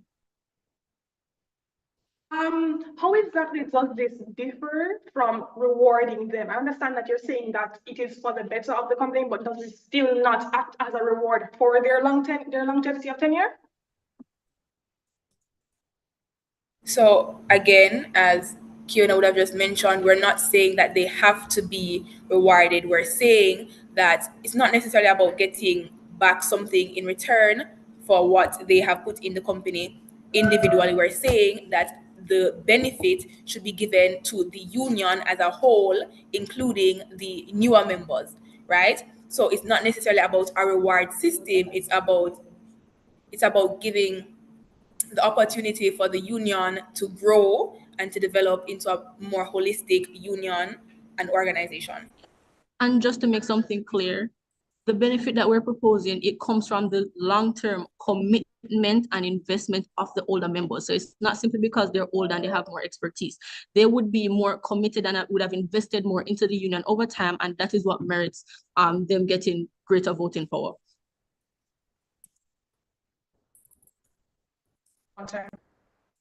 All right, how will this result in more improved engagement when new members and new ideas are seen as less valuable?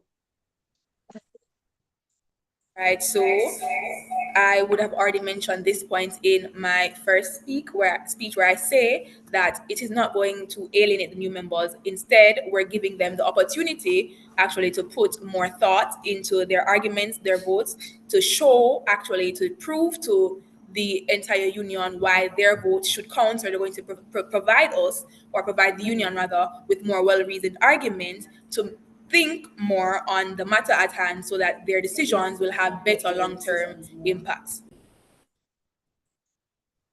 Essentially, we're thinking about quality over quantity, as the older members are more experienced and are knowledgeable of the decisions they make, and the newer members aren't as seasoned.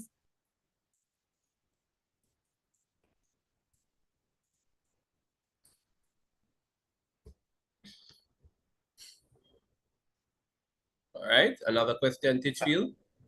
Do you acknowledge the hierarchy that emerges when you grant senior members greater voting power in an organization that acknowledges that is about unity and inclusion and integrity?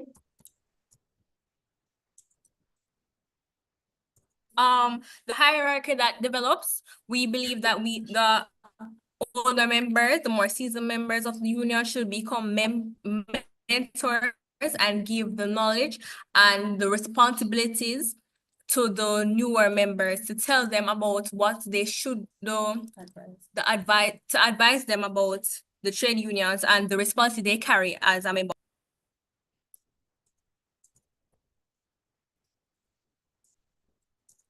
How are you not alienating new members when their votes are being undervalued or you're decreasing the worth of their votes? So first and foremost, it is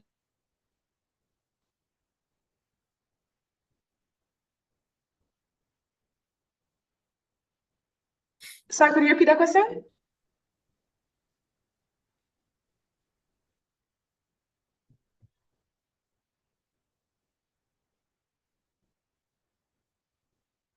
Team Titchfield. So we're going to allow you to repeat the question and for it to be answered. So you can repeat that question, Team Titchfield. Oh, okay, thank you, sir. How are you not alienating new members when their votes are being undervalued?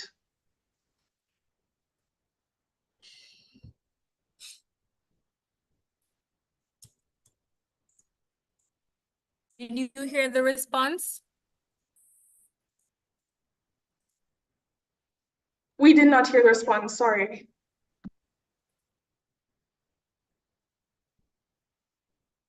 So we were saying that it is not. Yes, they're not vetoing. They're not vetoing.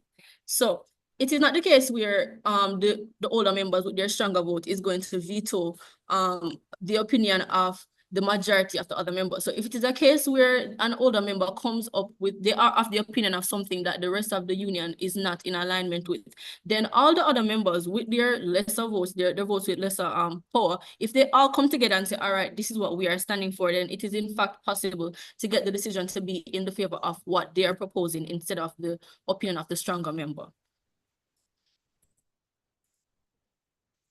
So they still retain some power in the decision-making process.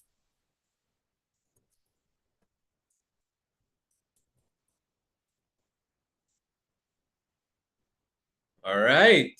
Thank you very much for that period of cross-questioning. We are now going to reverse the tables a little bit, and we will have the team San Diego High School fielding questions to Team Titchfield High School. And the time will begin when you ask your first question, San Diego High.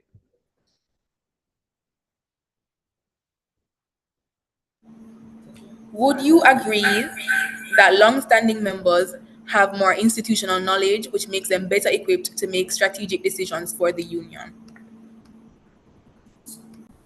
No, we do not agree because being a long-standing member of a trade union does not automatically mean that you're a long-standing member of an organization. You can have more experience in the organization, but not be a part of it, but have joined the trade union later.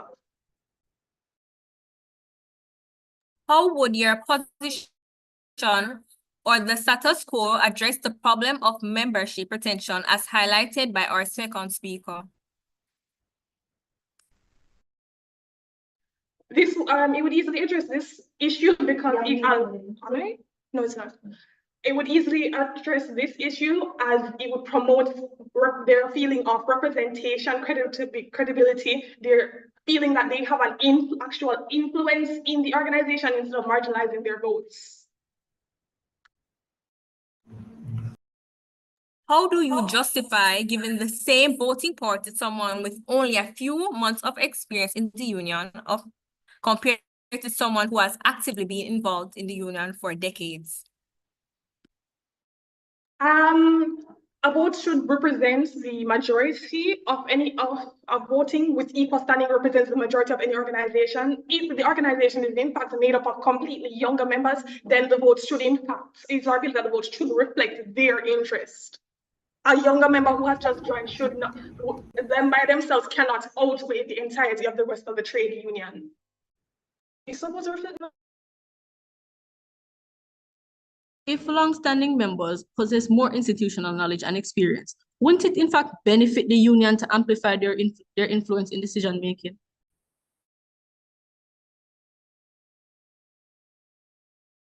I'm sorry, could you repeat that question? If long-standing members possess more institutional knowledge and experience, wouldn't it benefit the union to amplify their influence in decision-making? That question is conditional on the belief, this is conditional on the statement that they have more experience and understanding of the institution. That is not a guarantee. And as such, there's no justified reason to marginalize the newer members who might also have this experience. In what way does equal voting power guarantee that decisions will benefit the union's long-term goals, especially when short-term thinking may influence newer members? Sorry, could you repeat the first part of that question? Repeat the question. In what way does equal voting power guarantee that decisions will benefit the union's long-term goals, especially when short-term thinking may influence newer members?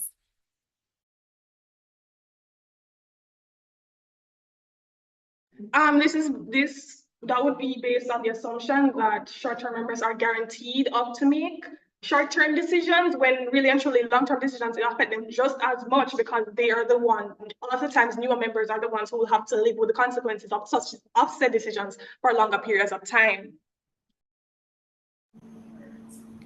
What evidence do you have to suggest that granting equal voting power to all members is more effective than weighting votes based on expertise and commitment?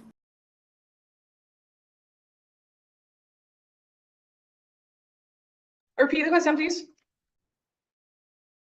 What evidence do you have to suggest that granting equal voting power to all members is more effective than weighting votes based on experience and commitment?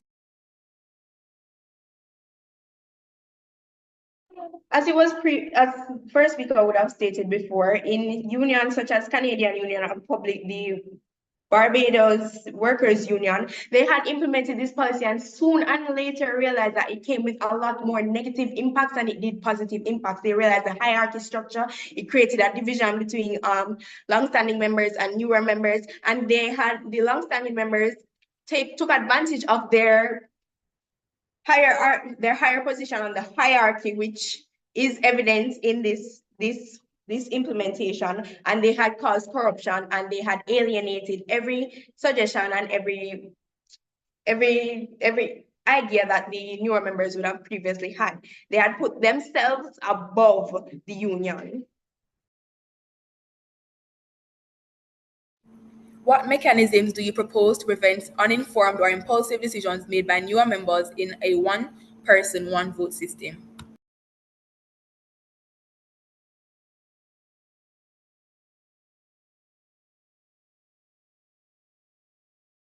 Senior members are usually the ones a part of executive bodies, and normally when decision-making consultations are being taken place, if someone has a suggestion to make and it is not practical, then obviously someone else will have to say something else about it. This suggestion could be made by either senior member or newer member. Just because you are a long-standing member does not make you a practical person or a responsible person who will make best decisions. And it's the same thing for newer members. We are simply saying that equal voting rights would result in better decisions.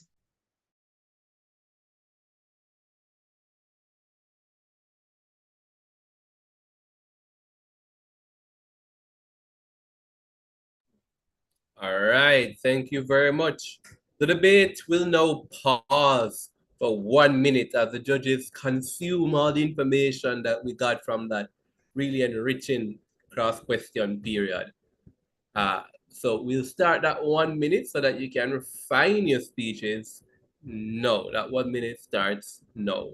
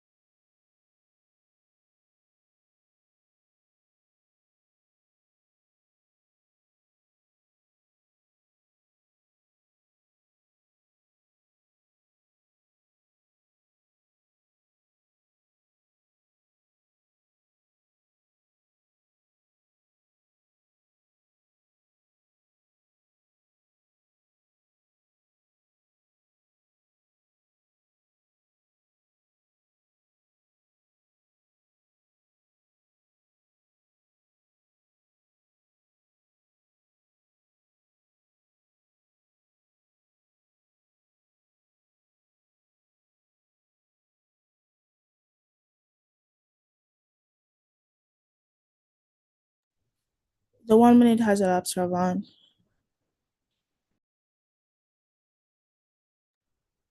Thank you very much, Calicia.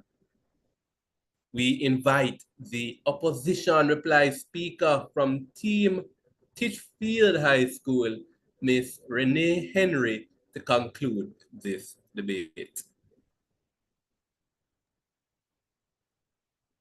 Ladies and gentlemen, esteemed judges and adjudicators, respected members of the proposition, and my distinguished teammates, a pleasant good morning to you all. Today, I stand before you as the third speaker of Team Opposition in firm disagreement to the motion. This House supports greater voting power in trade unions to long-standing members. Now, upon first inspection of such a motion, the cons would be clear to see. And though the members of Team Proposition have fought so valiantly to shield them from view, their proclamations of benefits, all things hidden must come to light. And we, the opposition, have ensured that the whole truth is accurately represented.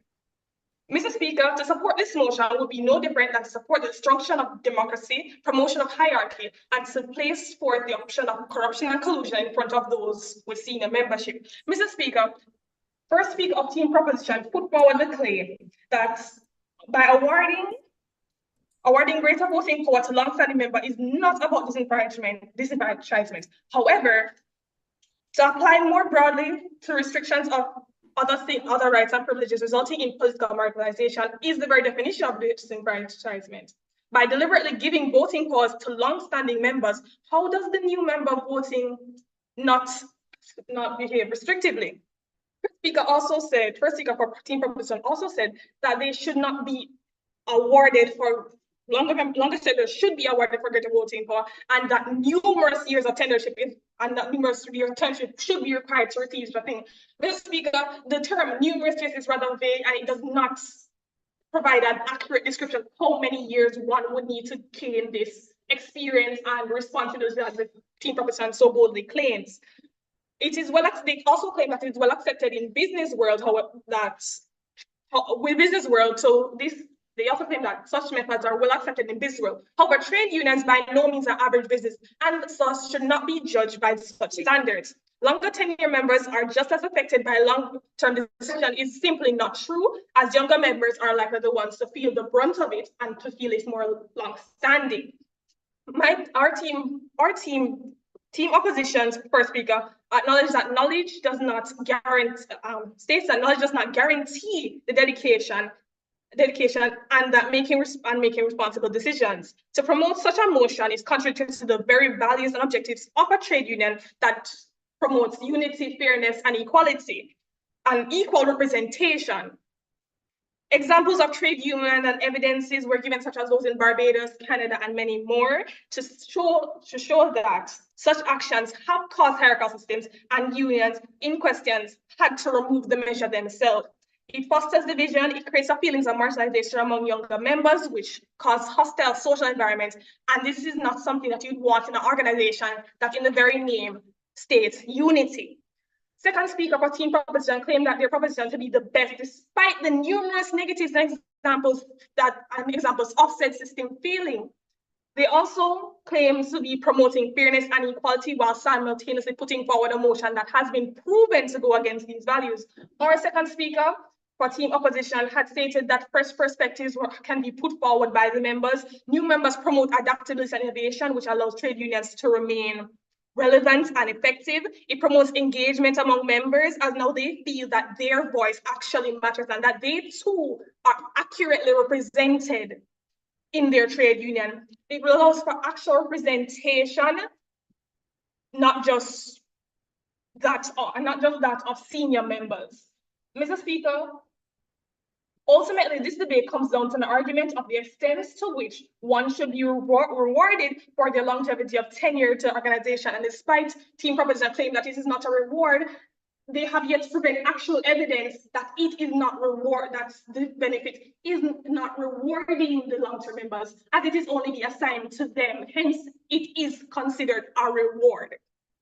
We, the opposition, acknowledge the benefits that could come from rewarding such behavior. However, we disagree with it being to the extent that it compromises equality, fairness, and the goals of democracy. Mr. Speaker, it is clear to see that the arguments of team proposition is sorely lacking in proper consideration. It is for this reason and many more that we, the opposition, have and will continue to disagree with the motion today.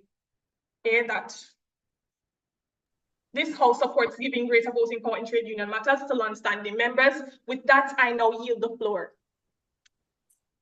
Thank you very much to the reply speaker from Team Titchfield.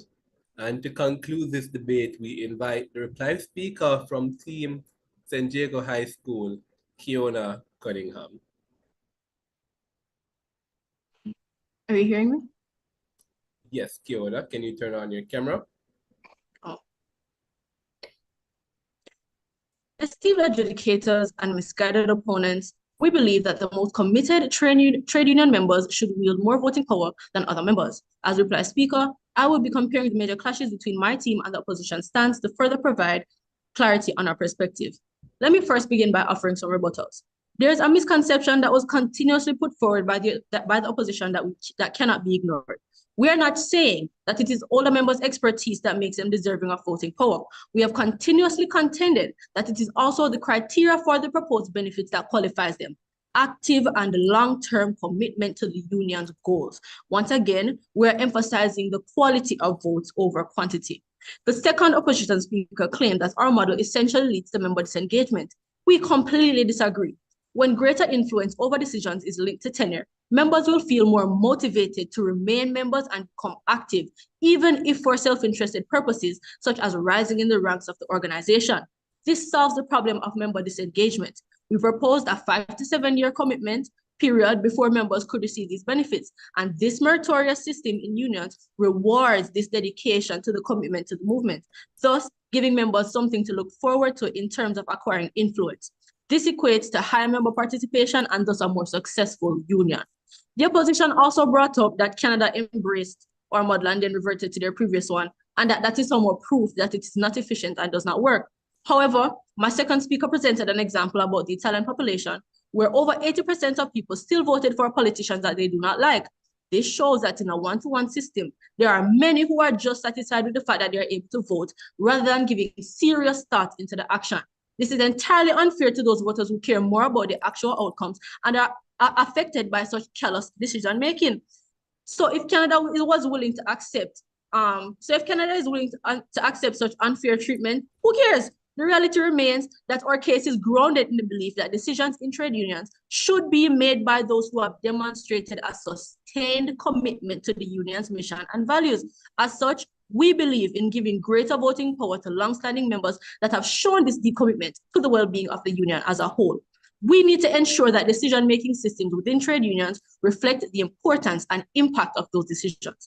Our side has continued to focus on ensuring that decisions made within unions are more informed, strategic, and aligned with the long-term needs of workers. The opposition has not adequately supported the status quo's supposed efficiency, and as such, we believe that our proposed system will lead to better outcomes for the trade union and their members. I thank you. Yeah.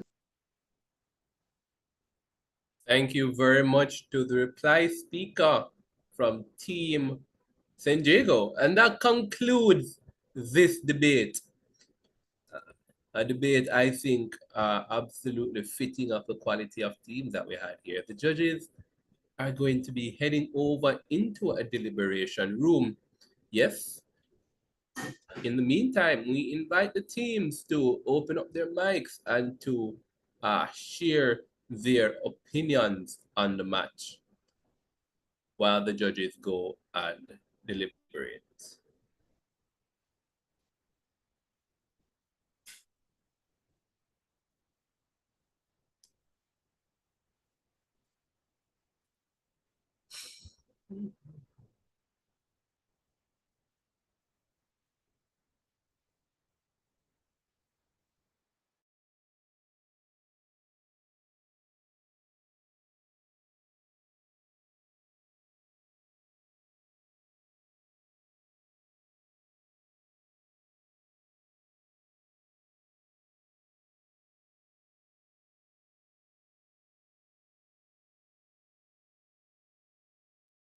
Good debate, guys. Good debate. Good debate.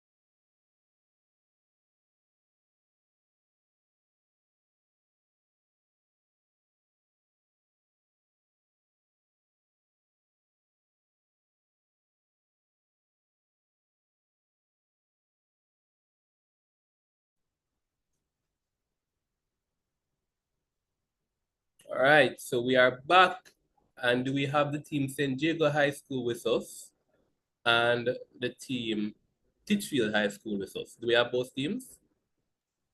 San Diego is here. Wonderful. Wonderful. Right. So this motion centered around the idea of whether or not we should give more voting power to long-standing members of trade unions. So here's a contextualization, right?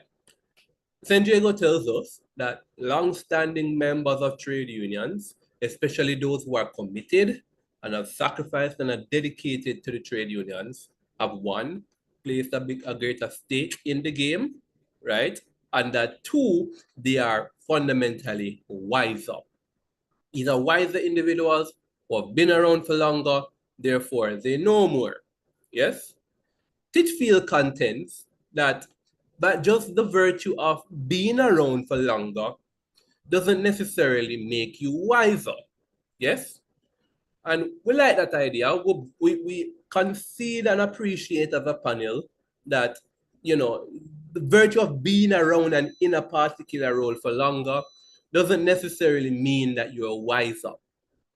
But in employing the principle of tabula rasa, which is, you know, what a reasonably well-read citizen, voting citizen would appreciate, is that there is a direct link, correlation or causation, a direct link between how ingrained and seasoned you are in a particular area of expertise and how wise you are in that particular area of expertise.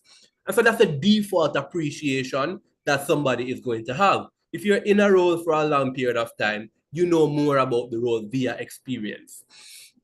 Now, with that said, two things. One, we think that San Diego could have contended with that idea a little bit more to prove that, yes, indeed, longer tenure necessarily, especially in the context of, as San Diego puts it, you know, commitment necessarily means more wisdom, right? Nevertheless, that's the default understanding of long serving being related to wisdom. We think that if Titchfield wants to challenge that conventional wisdom of long-standing, long experience and experience not being equated to wisdom, if they want to challenge that convention, then they needed to have done more to prove it than just say to me that it doesn't equal it. Yes?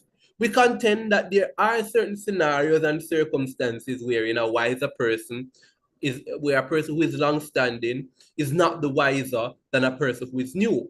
We appreciate that there are edge cases where that exists, but conventional wisdom, which again, Jago has on their side, but approaching it in the most intuitive fashion, is that long service equates to wisdom.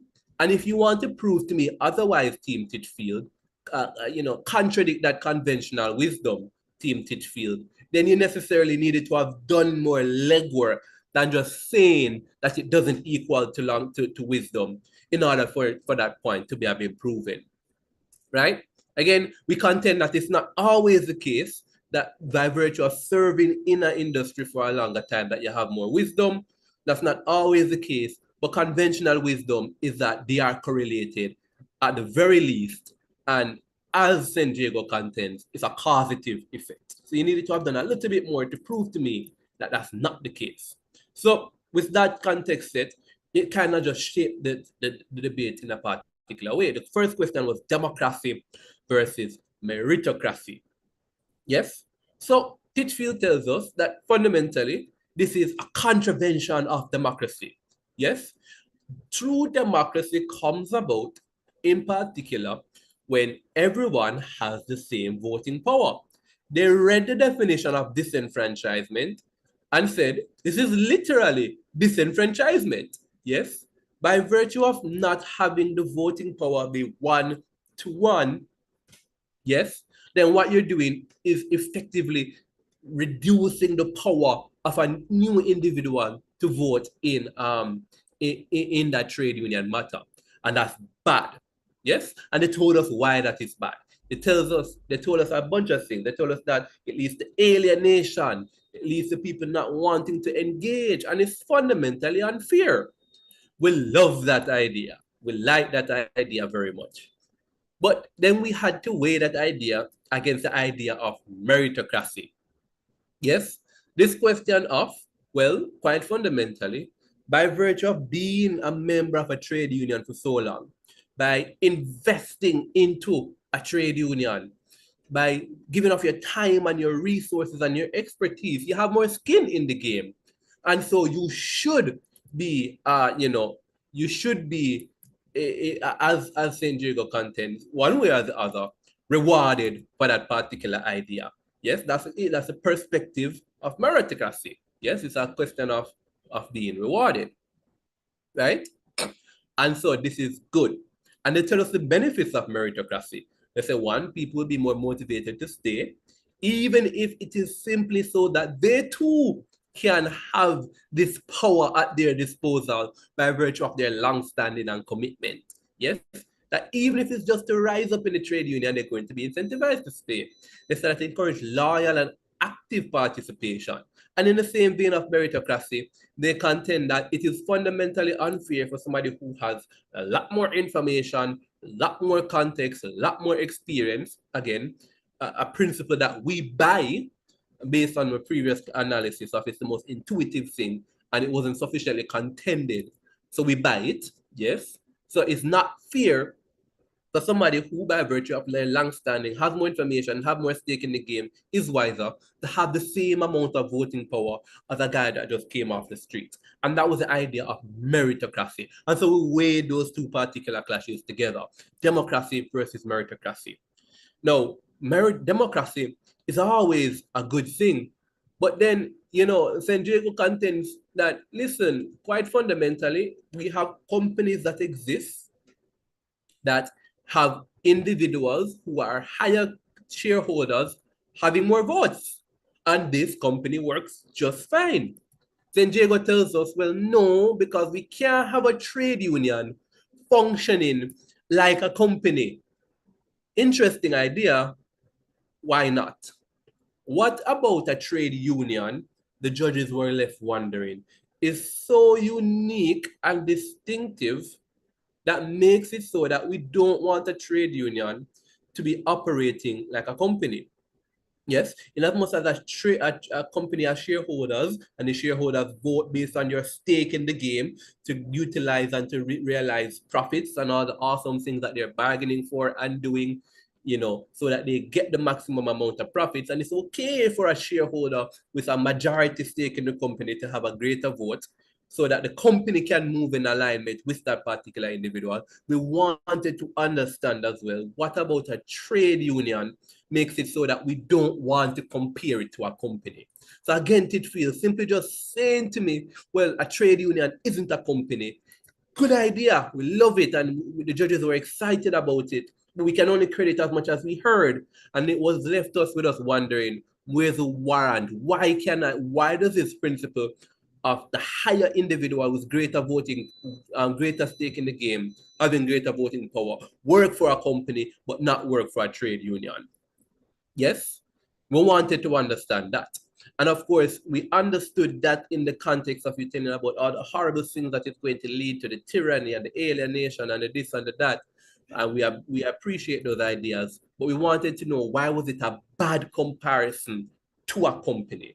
Yes? And so principally speaking, what I want to say, so that you can bring it forward in any other matches that you compete in, whether this one or in another competition, to both teams, yes, is that when you make claims like that, you want to warrant it out. Yes, you want to warrant it out. You want to pay attention, even if it's a one or two sentence warrant, because it's not the greater principle of what you're trying to say. You want to ensure that you're explaining why as well. Then we moved on to this brilliant idea that we got from Team Titchfield, which again, St. Diego didn't properly contend with the purpose of a trade union.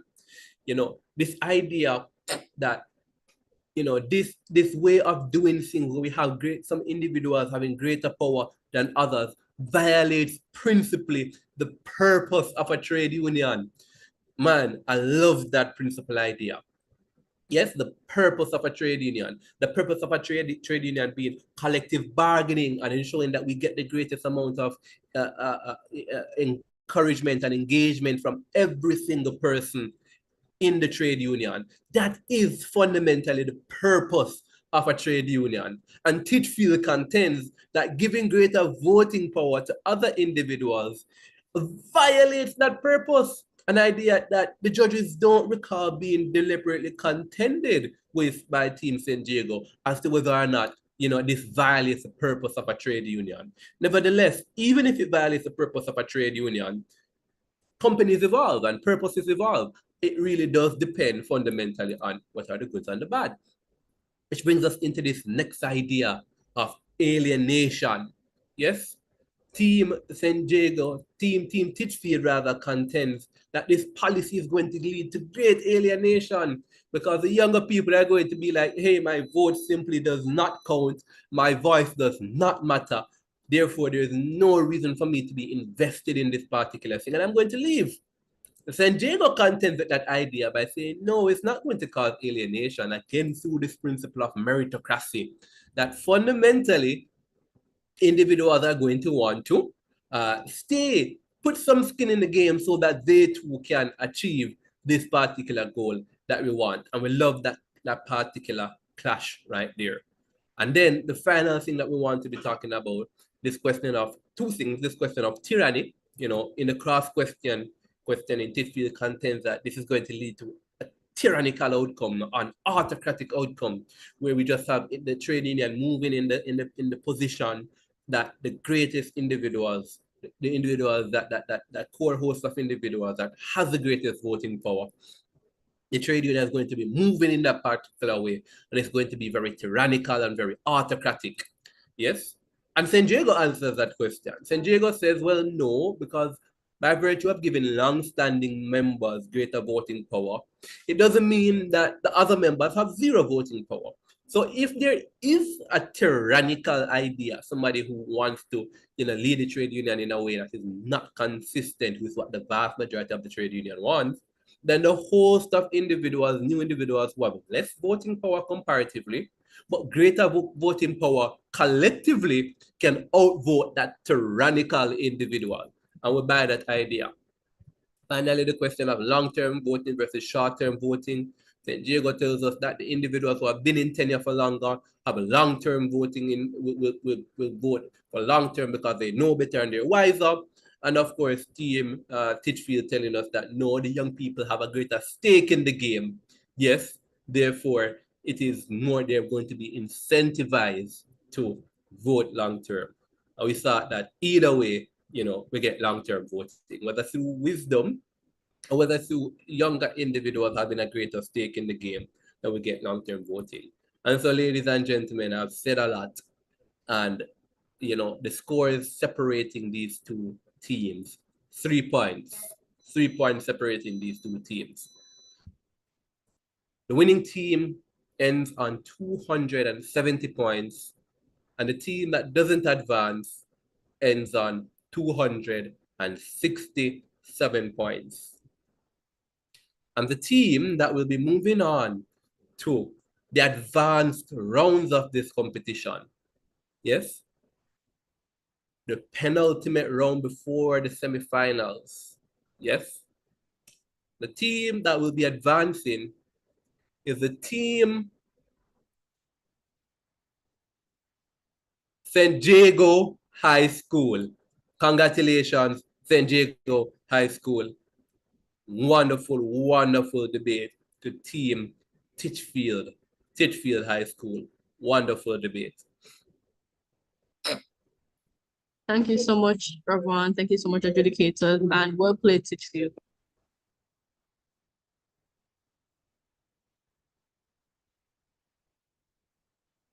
Indeed. I echo sentiments. Well played, Titchfield. Well played, Titchfield. I want to just add to the team, Titchfield, that you want to be defending your arguments. We taught it. We call them defense rebuttals. You brought a lot of really awesome and rich contentions and ideas. San Diego had the experience to attack those contentions.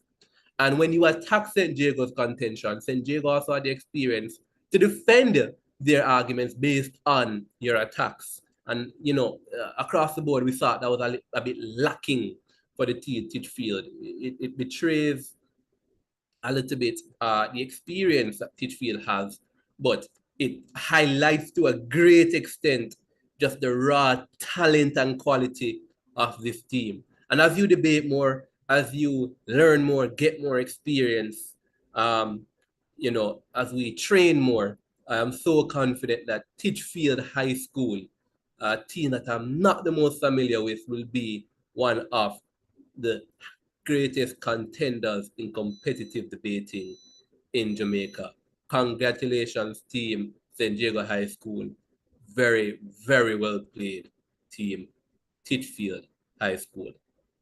Ladies and gentlemen, that concludes the final debate in this round 2 of the MLCA's National Human Rights High Schools Debate Competition 2024. Stay tuned. The match fixtures will be posted soon, as well as the leaderboard.